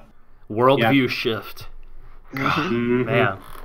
Absolutely. And that is episode 3, 181045. Come and collect your prize. Is that really what it's called? Yeah, all of the episodes thus far have been numbers. Oh man, Okay. that's just right. bullshit. I hate this. I hate the episode titles. So are the numbers like increasing in value, or is it random? They are increasing, but not by the same amount. I think Okay. that they're meant. I think the numbers are meant to be references to Okay. characters. Who specifically is a good question, Who but knows? I'm sure that we'll figure that out. Yeah, Anyway, we'll need to look. But like, yeah, maybe I had something in my a brain. A brain. Do you have brain in your brain? I have some corkies in my brain. I'm sorry. Well, that means you're prime for getting harvested according to this show's logic. Oh my god. Yeah. My brain is like terrifying. nowhere near the maturity of a 12-year-old. I'm like at least Whereas most, mine like, definitely 5 is, because I'm just a 5 to fucking 6. idiot. I'm like Uh, a 5 to 6-year-olds max. That's fair. All right, so talking points. I have one immediately in mind that I've been kind of, peppering hints about here and there. So I'll dive into that now. So let's talk about audience versus character knowledge. You can probably think you can name any film that you want where you've watched it, and I can guarantee you that you will have seen scenes in it where stuff happens with villains or side characters that the main characters or protagonists are not privy to them. To take a classic example, Star Wars. Again, we're bringing that up again. You just understand what you're doing right now. Yeah, Episode 5. You don't know Lando's plans and shit. Yeah, and, well, not even that, because his plans aren't revealed to the audience either. But let's take that's what you mean. Yeah, but let's take episode 4 here. Like, you know, Whoa! we've got like, you know, what? What? James says he saw on Reddit that a fan got Ray's ID number tattooed on his neck. Please send a picture of this if you can find it, someone. That's absurd, dude. Man, that's going to be fucking confusing if he ever gets, you know, in an accident or something. Like, what could it mean? Is it his blood type? Fuck, man. Or like, am I the only one that thinks with like white hair on obviously like younger people is hot in real life too? No, okay. I bring this up because this is like, you know, been talked about in chat. I used to be very anti this. Like a couple years ago, I was vocal on Twitter about like, boo white and silver hair on young people and young characters. Like it sucks. Like but anime has worn me down and won me over. Like I'm into it. Don't you mean specifically Berserk? Well, yeah, the Berserk, Nier Automata also. Oh yes, helped in that regard, and like a billion other anime because there's always a white silver haired beauty / hottie. Okay, so up in there, yeah. So, like in episode 4 of Star Wars, like you've got the scenes like on the Death Star that, of course, the characters aren't privy to. You know, Alderaan getting blown the fuck up. Like, of course, Luke and Co aren't available. So that's an example of how that works. But we see it as the audience. We have usually more knowledge than the main characters do. Now, there are stories where this works in reverse, and that can happen, or stories where we have so little knowledge, or rather the main characters have so little knowledge versus what we do. Your classic slasher flick is an example. You know, you can see like the alien or, you know, the killer, you know, stalking them, and they can't see it, that kind of thing. So it varies. Are you okay there, Doc? I saw the picture. James said I saw the picture. I'm gonna see the picture. God, is a dude with number? What the hell? Okay, hello guys. I'm gonna rep my favorite characters, and I'm gonna wear this yellow tag on my ear with some numbers. Holla at your boy. At your boy. Especially, like, guess what? The manga's not over. What if your boy Ray in far future ends up being, you know, some sort of fascist dictator or some shit? You never fucking know. He's this fucking pizza from Ender's Game. What if he is him, he/him? What if Ray is he/him? Oh shit. Ray is he. Oh, he's Ryuji from fucking P3. Ooh, great. That's a good shout. Alright, so why am I bringing this up with this show here? Now, I'm going to bring up Franks again. And I know that I brought Franks a lot, but honestly, there's a lot of comparison points made in terms of structure and broad premise, which is, as I've said before, characters, you know, living in an enclosed, controlled environment, ignorant for the truth of the wider world, and being exploited for, you know, nefarious ends by the government or the elite. It's the same as in a lot of youth adventure stories. I mean, Maze Run, I mentioned, now you get images. So, in Franks, my complaint a lot of the time was we as the audience don't get told shit. Now, when I say that, there were a lot of Robo Bishop scenes, like I mentioned before, where they talked about stuff, but they never explained what that stuff was. And I fucking hated that. I hate that with a passion. Now, in the Promised Neverland, there's a difference in the way the story works, a very fundamental one. In Franks, the truth, as it were, was not revealed, or at least accepted by the characters until around episode 20, when it finally became clear. Was that? Would you agree with that, Doc? Yeah, that was when and the thing is, the Zerg Queen, you know, was like, when that shit happened. Yeah. And here's the thing, right? Franks aside, that is perfectly fine for a story. Like, you can run it that way if you wish. You don't have to Are they reveal, talking about someone? Tell me, I don't understand. We're talking about a show you didn't watch because you are a wise and smart person. Great. Continue. Okay, but anyway, like, you can pull the rug out on, like, the truth of the world at the very, very end. I mean, Knights of the Old Republic, like, one of my favourite Star Wars games, funnily enough, did that with the big shock twist, like, Never in the gonna closing stop. quarter. In the closing quarter. Now, The Promised Neverland does things very differently in that, apart from specifics, like, about how the Demon Society works and why they're doing it, the central threat to the characters that they will be eaten alive is revealed in the very first episode.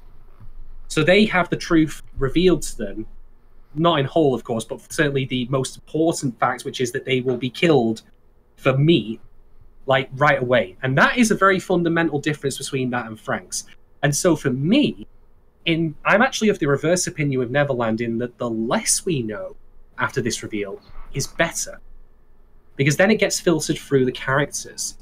This is why I was really appreciative of the way the truck scene was framed, and also what, like, you know, them hiding under it. And I wanted them to see less of the monsters. And that's why I'm also sadly not particularly on board with the idea of the scene which we see the demons at the table. Right. Because The biggest disappointment from seeing even the demons at the table is basically most of them had the same design as the demons that we saw on the thing. So it's like, okay, this is mostly what we're going to be seeing. We kind of already got a very good look at the big threat and whatever. So kind of spoiled things a tiny bit too much.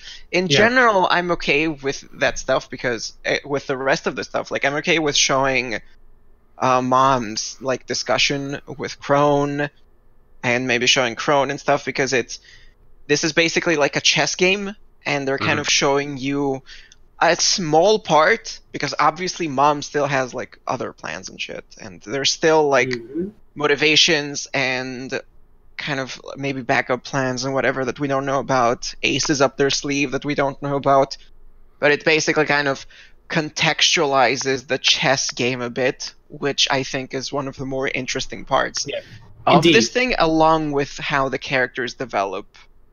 And in the case of Mom and Crone, the reason why I'm more okay with them is because they are direct, immediate threats to the kids. Yes. The demons at the table could be anywhere on the planet for all we know. So I don't give a shit about them.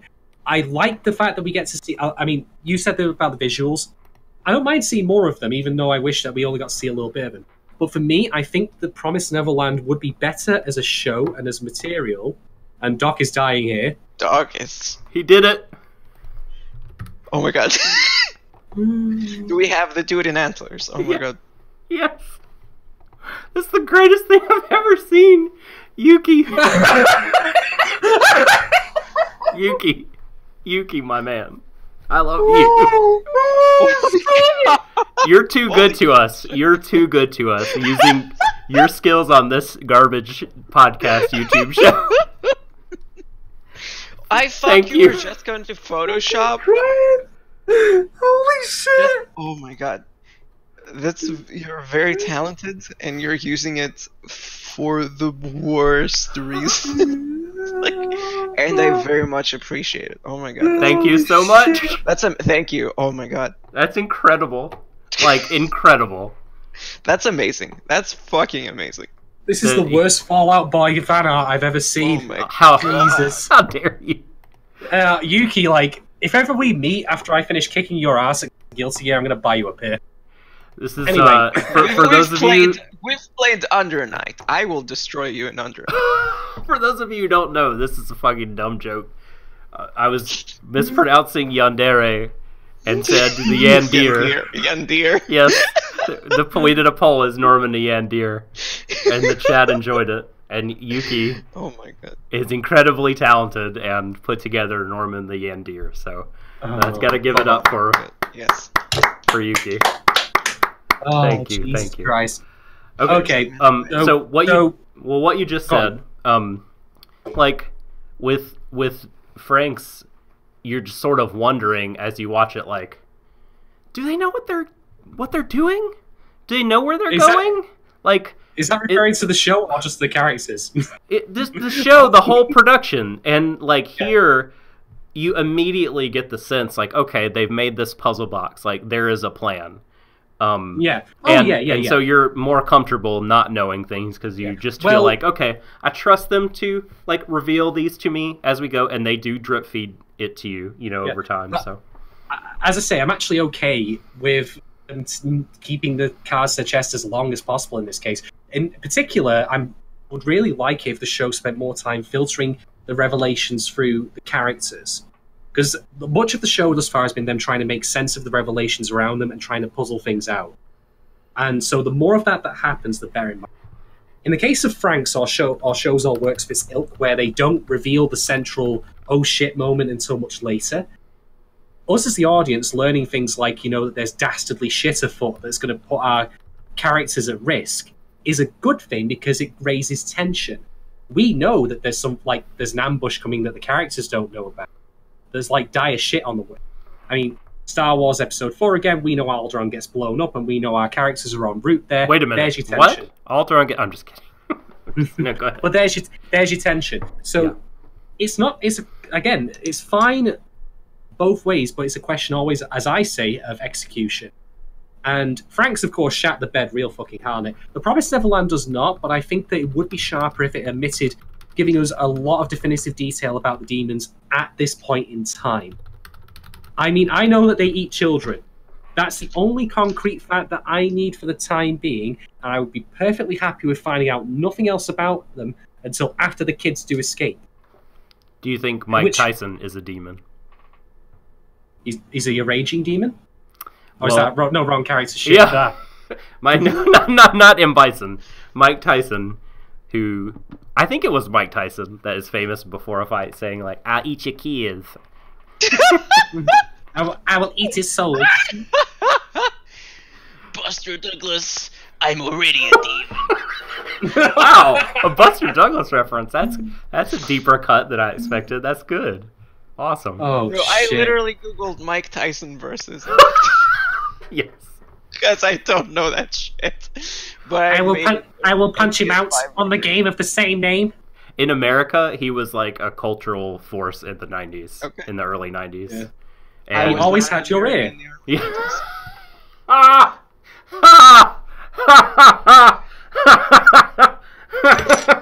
He knew where that tracking device was. He knew how to get rid of it. He broke out.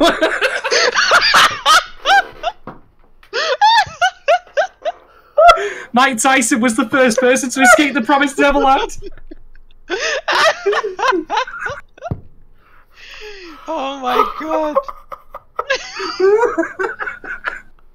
Wait, guys, I think my alarm clock says we haven't had a Star Wars reference in over 3 minutes.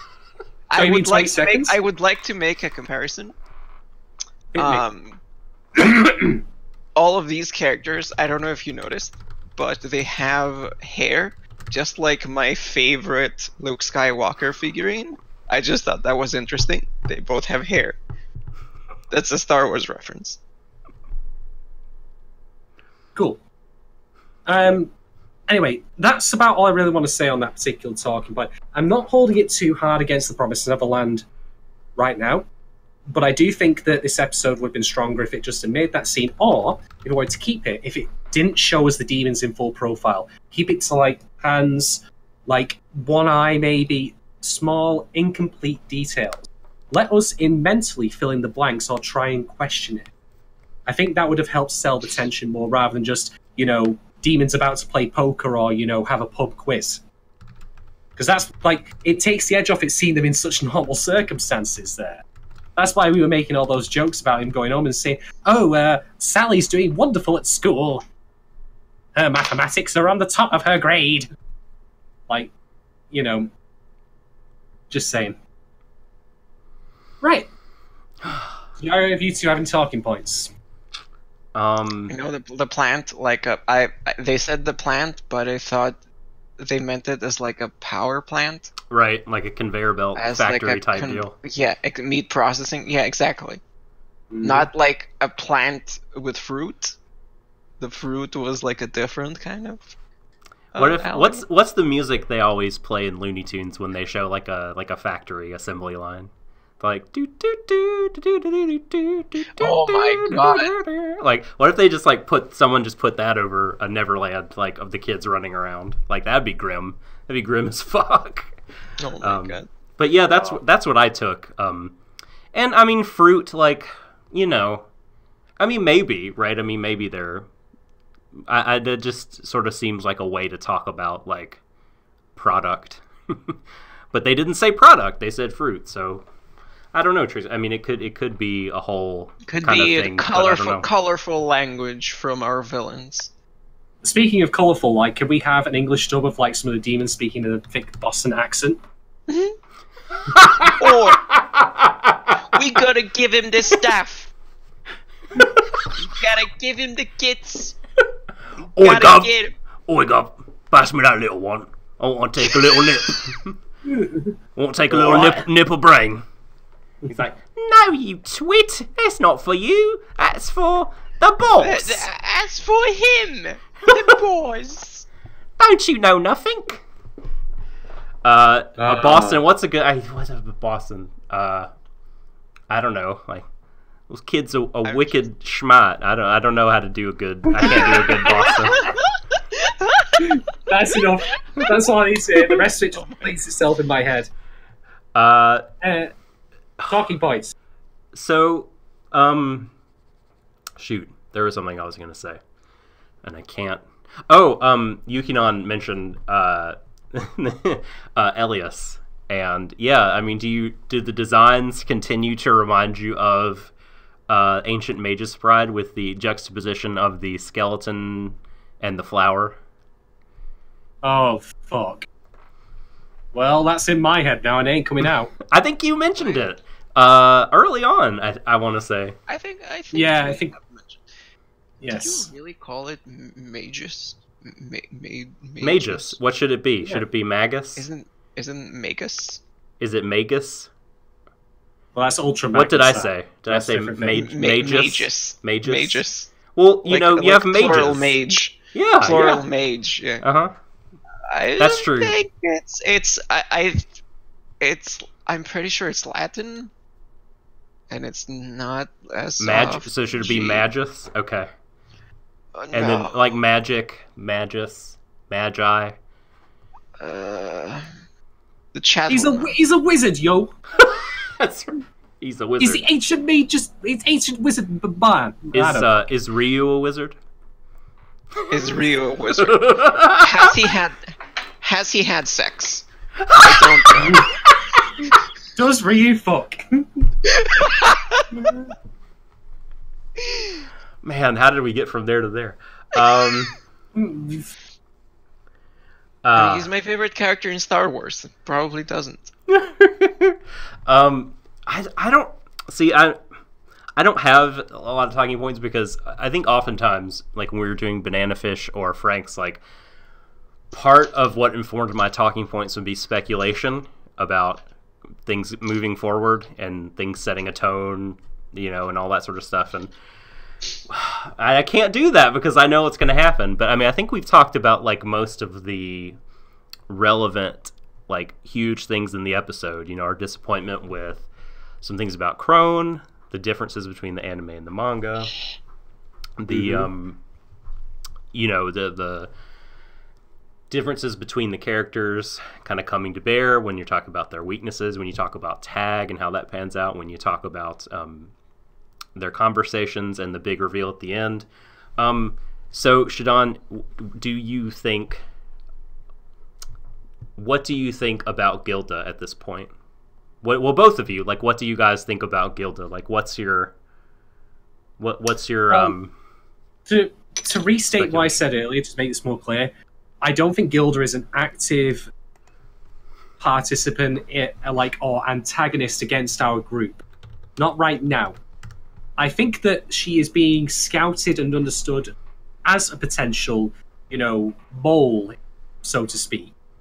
An unwitting mole, like a Manchurian candidate kind of thing. Right.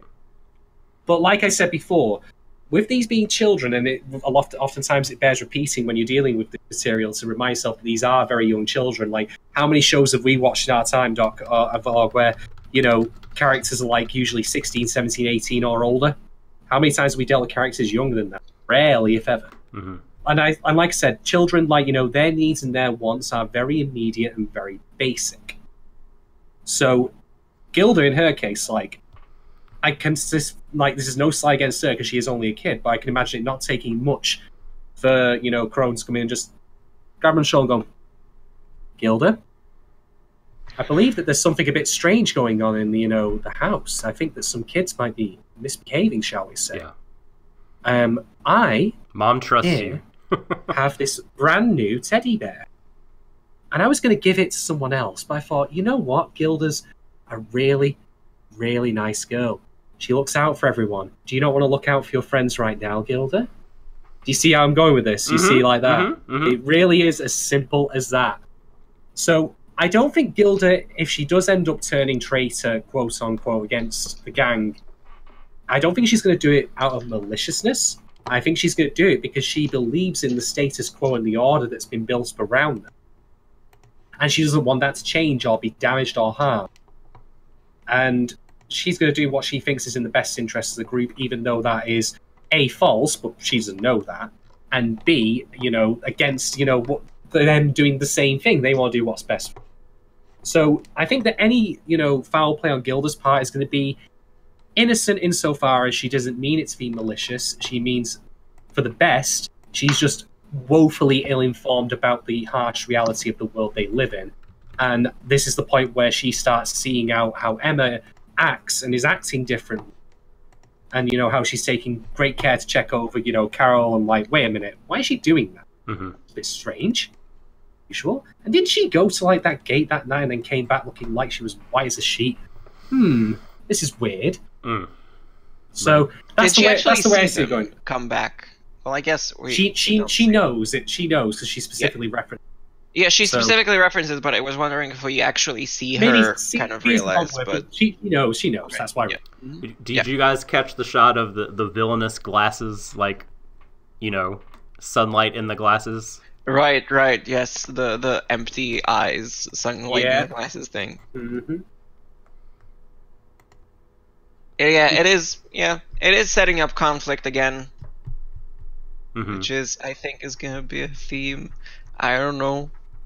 Well, it's like I said before as well. My hard bet on this is that Gilda is not going to be coming with them when they leave, and that's just based on the OP because Gilda ain't part of that group when they're on the other side of that fence. I didn't watch the full OP because it's spoilers. I just listened to the music, so I don't know. If I had to guess, I would say she has kind of been covertly recruited by Mom, even though Mom didn't actually tell her shit, but she's basically kind of like Mom kind of is stuff. Has the OP convinced you? Has that won you over that it's a good OP? Good music. Yeah, the music is alright. It's good. It's okay. I think it's good music. It's good music. The thing that I complained was that it's kind of like generic anime OP. Like every anime OP has like the kind of rock, like pop rock sort of thing with the dude that sings and it's like kind of out of place most of the time. Can I just ask again? When the OP Get away plays from me! Sorry, I just no, it's definitely not that. It's definitely not that. But when the OP plays for TPN, like there's a guy who goes on fire, like you all heard that, yeah? Why? I swear blind, that is literally the same guy in the same voice and almost the same word as fight from Mortal Kombat. Oh my god. This is another thing we're going to reference every single show. This is the second Mortal Kombat reference on the show. It's fucking true! So, before we go, I just want to extol the virtues of the last scene again. Like, just everything about it was tremendous. I mean, we talked about how it seemed to kind of, the realization and the changing worldview sort of washed over Emma in waves. She's sort of like, oh no, oh shit, oh fuck, you know, and her eyes are narrowing and face is kind of like just getting more and more panicked. And the sound as well, like, you sort of, they do this thing where it just sort of sounds like blood rushing in your ears. It sounds like your heart is beating faster, and it gets louder and louder, and it just feels like it's sort of suffocating. And distant, then cut. Like the other characters, all the other children playing, becomes more and more distant and washed out. It's so good. It's like brilliant at getting you into her mindset. Love it. It's magnificent. I have to hold on this until we get to the end of the show.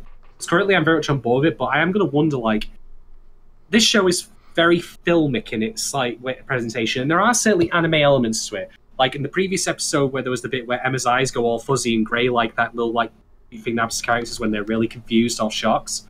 And there was a similar sort of thing in this episode as well. So there are that anime-esque elements to it that are unique to it. Did you guys notice the deep, like, before Crone pointed out what's with the silence? Like, did you notice just the deafening, deep silence like I did? Like, when she was standing on the rock looking around, and I'm just like, oh my god, they really have dropped all the sound out. Were you heart-slight violence? Did you enjoy the silence? Nice. Yes. Nice. Thank you. That's been like kind of a theme again. Like we discussed it in the first episode, but yes, the directing is amazing. They know how to use sound. They know how to use silence. They know how to frame things. Yeah, I'm just curious if in the long run it will have been for the show's benefit. Now, hold your thoughts before you say anything on this. I'm not saying it's bad. I'm not saying it's wrong. Watching you with raised karate hands. Hold your horses here. I have raised my karate hands. You're in range. I'm just curious. I'm just curious. Like, could the thanks for the crane shit there, Doc. Had to do it. That fucking praying mantis there, like that's terrifying. I'm just throwing this out because, like, a lot of this stuff I reckon you could literally take the storyboarding and translate to live action. I've said that before about some stuff, but like this is probably the most true example I can think of because it's very filmic in its nature. But I'm just curious if like that focus on it being so regular live action framing and design will ultimately be the show's benefit, or if it's losing something by not taking advantage of the otherwise stuff that animation and anime in particular can do. I mean, look at Mob Psycho, for example, with its amazing visuals where everything's like, stretching and shifting, like, when Mob like blows up, and that stuff. Like, can you imagine the demons being rendered in such a way as that, rather than just the very plain way they are now? The opening episode, you get like a very sort of wide-angle shot of the demons. I don't think they're like afraid to play with that. That's why the scene with the demons at the table is kind of stand out as a horrible thing to me. But I think what you're saying is like, so take the world of Promised Neverland as a given, right? Like, let's take that notion of, it's a fantasy world, but let's take it as given. What you're saying, Shadon, is like that they're not, like you said, stretching or recoloring or morphing or doing anything visually that like Masaki Yuasa might do, for example, the animator and artist director of Devilman Crybaby. If you've seen his other works, Ping Pong the animation, right? Yes. Like those kind of very like specific to animation type things. So you're wondering if not doing that and sticking to okay, what if this world was real and we just made a kind of a film about it? Like, what approach is better? That's interesting. Wow, I guess I haven't thought about it at all, just because I'm so taken with the world. Again, like, I will still say there's elements of that in... The best example for me is like the horrified faces of Emma and Norman at the beginning. That's true. I think just nothing super extreme has happened so far for that sort of thing to come up. And even like the last scene of this episode, like if you see how kind of exaggerated Emma's expression was. Yeah, I'm not doing the anime down here. Don't get me wrong. I've said many good things about. I don't think you are. I think it's just my karate hands arguing. You're just saying like a stylistic choice. Yeah, like, And I lose my shit every time I see something like the fucking crib framing, that hand and the finger. Like, I'm like, yes! Finally! Someone is making a show and they're not crap! Like, Yes. they know what the fuck Yes. they're doing. Like, I don't know. I'm just thinking... This episode was animated by one guy? No, he said the one guy. I was wondering the same thing. So as I'm like, is it one guy or is it like someone else? Like, the one guy. person that we know. No, from Star no, Wars I didn't. Star Wars. No, I didn't mean to. No, I was just when I said Masaki Yuasa, I was just drawing on an example of someone who really plays with his characters and their shapes and colors and is very psychedelic. Just to address Emily's point there, where you say, I think going too creative takes away from the Twisted Children's story. I actually think that could work in its favor, because if more of this was filtered through the kids' perceptions, then it could be treated as in the same way that kids treat, the fictional monsters that they believe in that hide in cupboards or beds. Horror often relies on intangibility to really sell itself effectively. And so when you start doing that kind of stretching or more fluid motion or animation that I suggested, like in Mob Psycho or in Devilman, etc., if it was framed in such a way from that for the kids and the demons were less definitively stated on screen visually, I think it would actually work in its favor in that case. Now, that's a big what if, of course, and we're never going to get that. And I'm certainly incredibly happy with what we've got here. But I'm just curious if ultimately, like, the show might have been just a smidgen little better if they had decided to take it in that different route and try and, go that way by more, not adhering so much to, like, strictly, like, live action film techniques and idioms and, things that we've seen before. And more go for, like, the full animation thing where everything is a bit more out there, a bit more liquid. I'm sorry, I interrupted you. Please go ahead. No, go on. I was finished. Oh, by the way, Felix did mention like that. Ryosuke, is that Nishi? Ryosuke Nishi. Did basically a solo job on the animation this episode, so that's pretty rad. Hats off to you. Super rad. Like that, did an incredible job. Yeah, we know you're listening. Hey, yeah, good job, dude. Yo, but I'm gonna go ahead and stick my neck out and say that I would not like that. I think I'm gonna go in the camp of Emily in chat that like I think that making it even more fantastical in its presentation would maybe undercut some of the, not necessarily the terror, but just how chilling it is. I mean, what I would say is the human, like, especially facial expressions and crones, like, mannerisms are already kind of pretty out there. Right. This is true. What I want to see is the monsters. Like, if they did that sort of hyper, like, fantastical, very, like, not unrealistic, but very unnatural-looking movements and animation styles with the monsters, that would be effective. And that's something I would like to see. I don't want to see them move like humans or like badly animated humans. Nah. Again, this scene where they're at the table is just stands out badly, even though I get its purpose. Animation wise and like how much. Shadon, are you okay? Yeah, I'm fine. Don't cover the Nando's sponsorship with your hand, please. Just contain your. Oh no! We're losing money. Cease and desist. That's my revenue stream that you're waving around. We're sorry to inform you that Shadon will not be participating in future episodes of the stream of thoughts. You've been blacklisted. Just by the way, to go back onto the point of animation styles, I mean, there is the idea that Yuki pitched, which was to basically turn Promised Neverland into a tokusatsu show. Oh, I don't want to see that. No. You know what I would have loved to see. Mom. If the crone.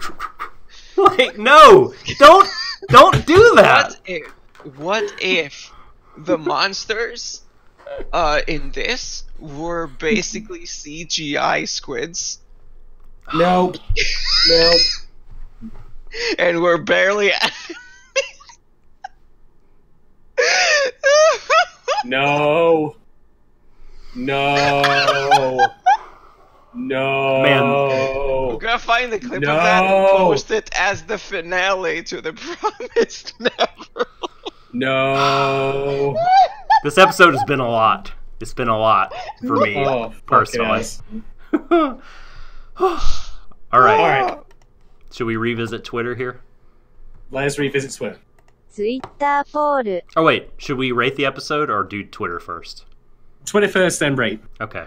ツイッターポール Oh my god. Let's see. Let us see. Da-da-da-da-da. Opening the polls. Opening the polls. Open. Thanks for joining us, Maggie Moon. Catch you later. Yep. See you later. Thank you Oh my god. for dropping by. Oh, I thought Shadon was leaving. Goodbye. Okay. Ahem. Let's see. Those are polls from last week. Here are the polls. From episode Child 3. actors. If this worked in live action, if a Western studio was making it in live action, the actors would be like 20 years old, and they would try to cast them for like 16-year-olds. Yeah. Like big, like tall Justin Bieber haircuts. Have like trendy backpacks and stuff. Like, yo, bro. How you do, fellow nerds? Yes, exactly. So, like, okay, polls. How do you feel about Sister Crone's design in TPL? 61% say bothers me. Yes. 39% say doesn't bother me at all, and right now 0% in these early days say that it really, really bothers them. Those are the three and only three choices. The only three valid opinions. No, I'm just kidding. Is Carol the absolute best? I'm really disappointed. We're in a minority here. Wow. I'm so disappointed in this. 55% say, sure. And 45%, including Vorgelia, say, yes! Like, comment, and subscribe if you want Carol to shoot the giant squid. I don't even know what you just said. What did you just say? Like, there were words, like, in a sequence that technically formed a sentence. But I didn't understand one fucking iota of it. Holy shit. Was that a fanfiction.net title? I'm throwing Twitch bits at you. Jesus fucking Christ, Fog. Like, are you an algorithm? Is that how you generated that? You are the YouTube children's algorithm. I know we call you the dark web, but holy shit. A poll done that is an official poll, but it was posted by Vorgelia. Which plushie should the subtle doctor smooch next? The Gretzko head has 67% of the vote, so...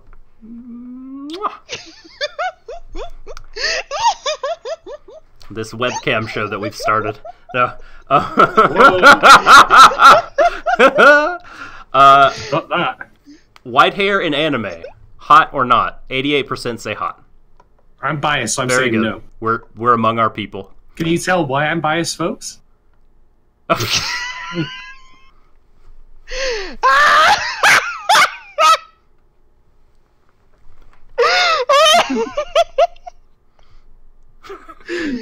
Oh no!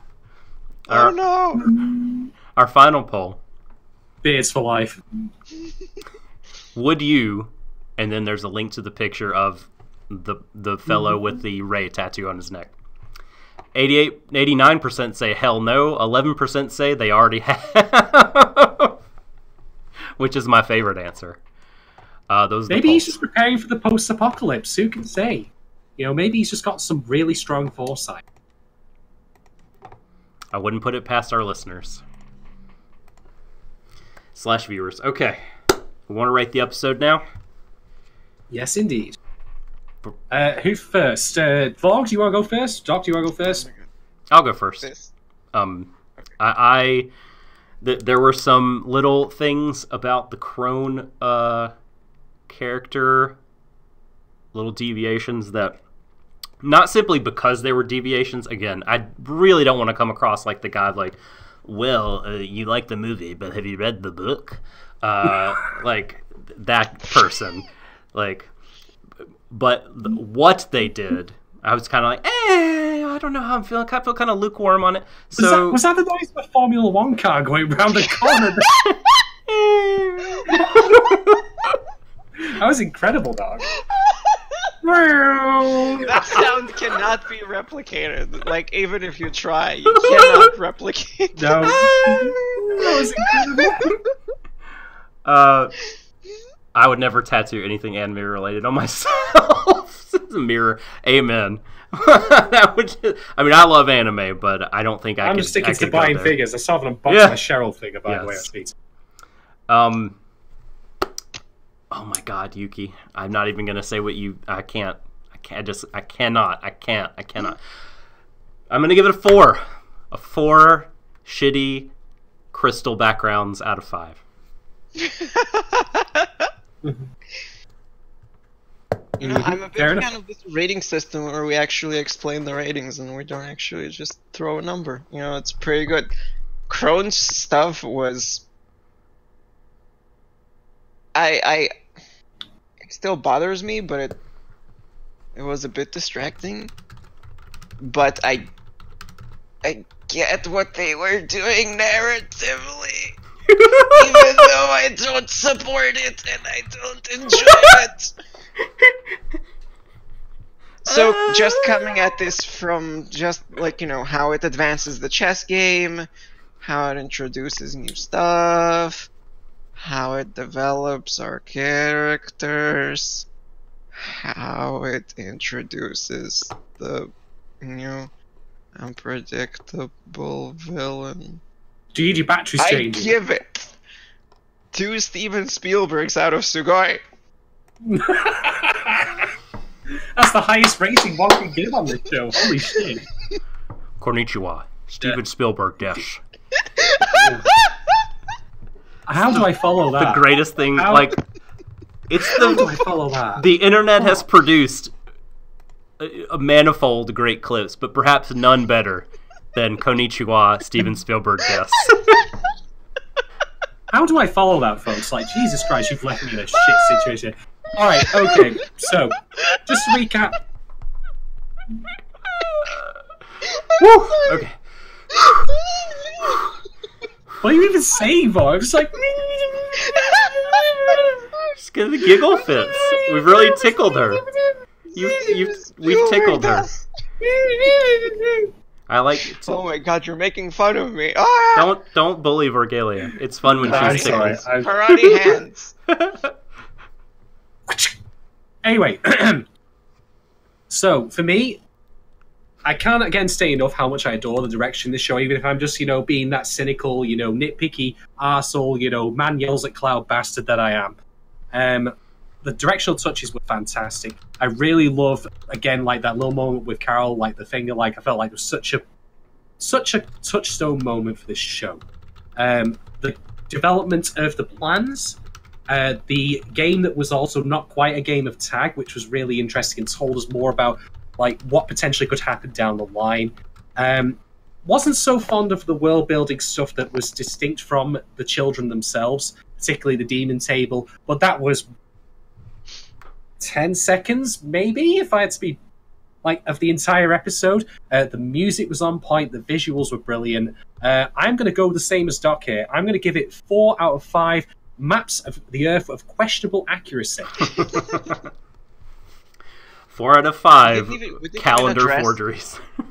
Having that said, we didn't even address like the 2015 versus 2045 thing or whatever. I think that's a typo. In the actual thing. I'm betting you that's a typo. Oh, did we? Was there a 2015? We just talked about it in chat, but we didn't actually. Was there something in the episode with 2015 on it? Well, the map has 2010 on it.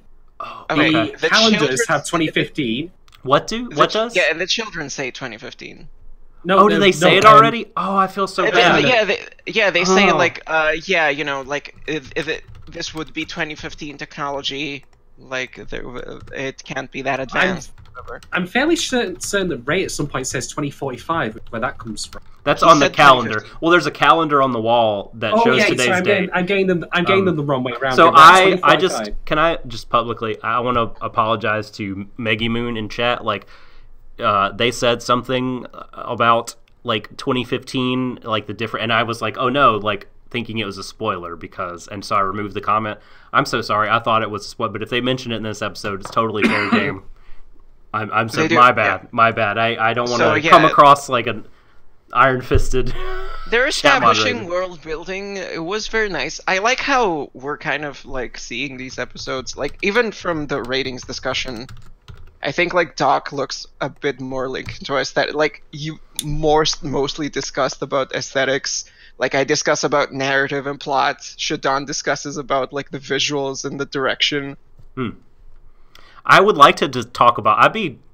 I'd be speculating to high heaven about the plot if I hadn't read the manga. 'Cause I just feel like I can't talk about it so much. But oh my god. Okay. But you but do I realize that your lack of poker face is spoiling everything Yeah, for me. I know. Like at all times. It's fine. We all clearly know that the lead villain, is of course the Grimace from McDonald's. the grimace. Yeah, fucking Grimace is gonna be the one who eats all the children. My The Grimace favorite is him. My favorite comment from the chat. The world is going to make so little sense. I'm angry about it now in preparation. I hope your life is happier in the future. 100%. Can I just say one Sorry. last thing about 2015? Like, that was that the year in the manga when it was first written and released? Oh boy, I don't know. Is that I'm gonna go. wow? Is that No, such a I recent think manga? I think it was more recent. I think it was 2017, but No, that's no, just a total guess. So the manga came out recently, but the year in the world of the Promised Neverland is 2015. No, Oh, like that's what it said. December to 2016, so it was probably written in 2015. the date of the day that we see in the show is like October 2045. I just That's I what like they that. I like that as a detail because like I've said before, I always think of old action movies in the not too distant future of LA, 1996. Yeah. Fuck. Yeah, Fist of the North Star showing it was smarter than everyone and set itself in 1990X. Yeah. Yeah, needs to get on Mega Man levels here. Or 19XX. Yeah, that's what I mean. Yeah. Not even the 90s. Just sometime in the 20th century. You don't know when. Yeah. In You the can't distant check future, the history books to find 2024, it. 2. You can't check the history books to find it. It'll take you at least like 3 hours. Eat that, anime audience. Damn. Well, anyway, let us conclude for the evening. So, thank you, as always, everyone in chat for listening and joining us this fine evening. It's always a pleasure to have you along. Thank you so much. Honestly, fuck. We wouldn't be doing this. Simply wouldn't. Yep. Yes. So, love you, chat. Vorgelia, where can people find you on the dark web? It's on the screen. I've done this for so long.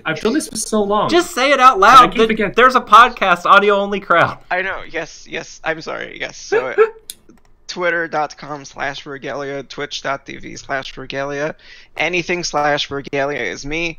If it's not me, it's not me, but it's me. If it's not me, then it's me. Fair. Doc. I am at The Subtle Doctor on Twitter. Also, if you would like to watch video gamers streams, twitch.tv/The Subtle Doctor. You can watch along, chat along live. I'll post those to the YouTube channel after the fact. So yeah, hit me up. Faux show. Des. And you can, you can find me at Shane1010 on Twitter and similarly on Curious Cat Me. If you want to ask me things like, about how's your scalp, or please don't ask me that. Don't ask Have you me been that. to Nando's lately? Not to Nando's specifically, but have I told you about Nando's spicy chicken? Available in your local store. Listen, folks, I was eating Brand X of chips before now, and let me tell you, Brand they were X. terrible.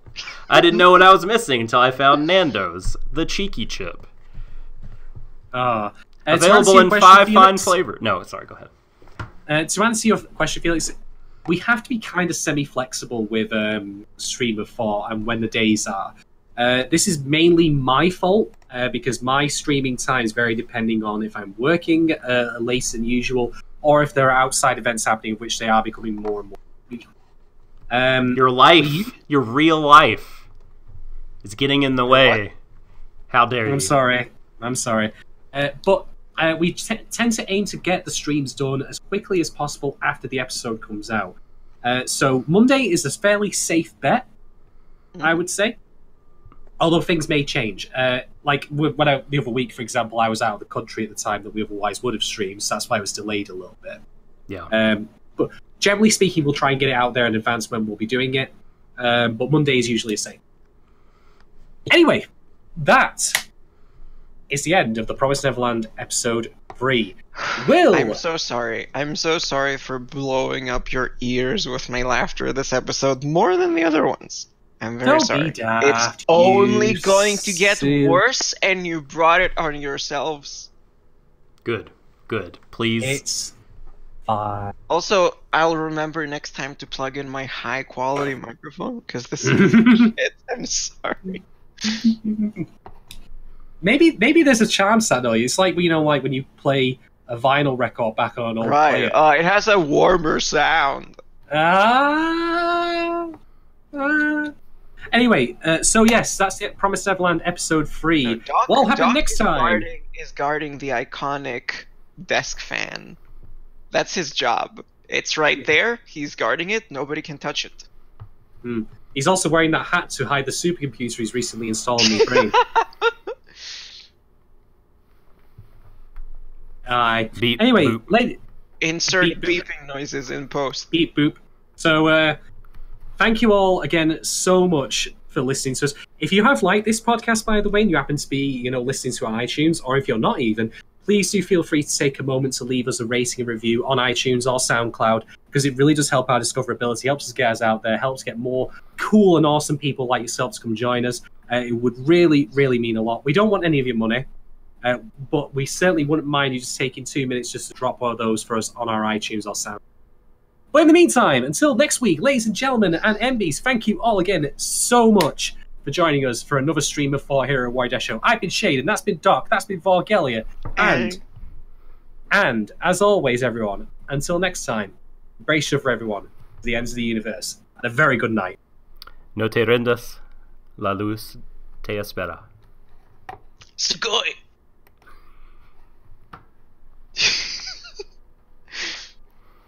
If you hate this podcast, I'm at Destination Fight 5 on February. You can come fight me. Dog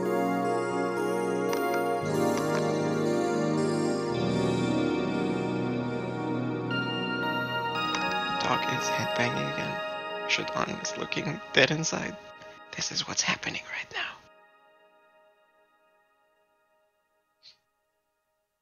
Coming to you live from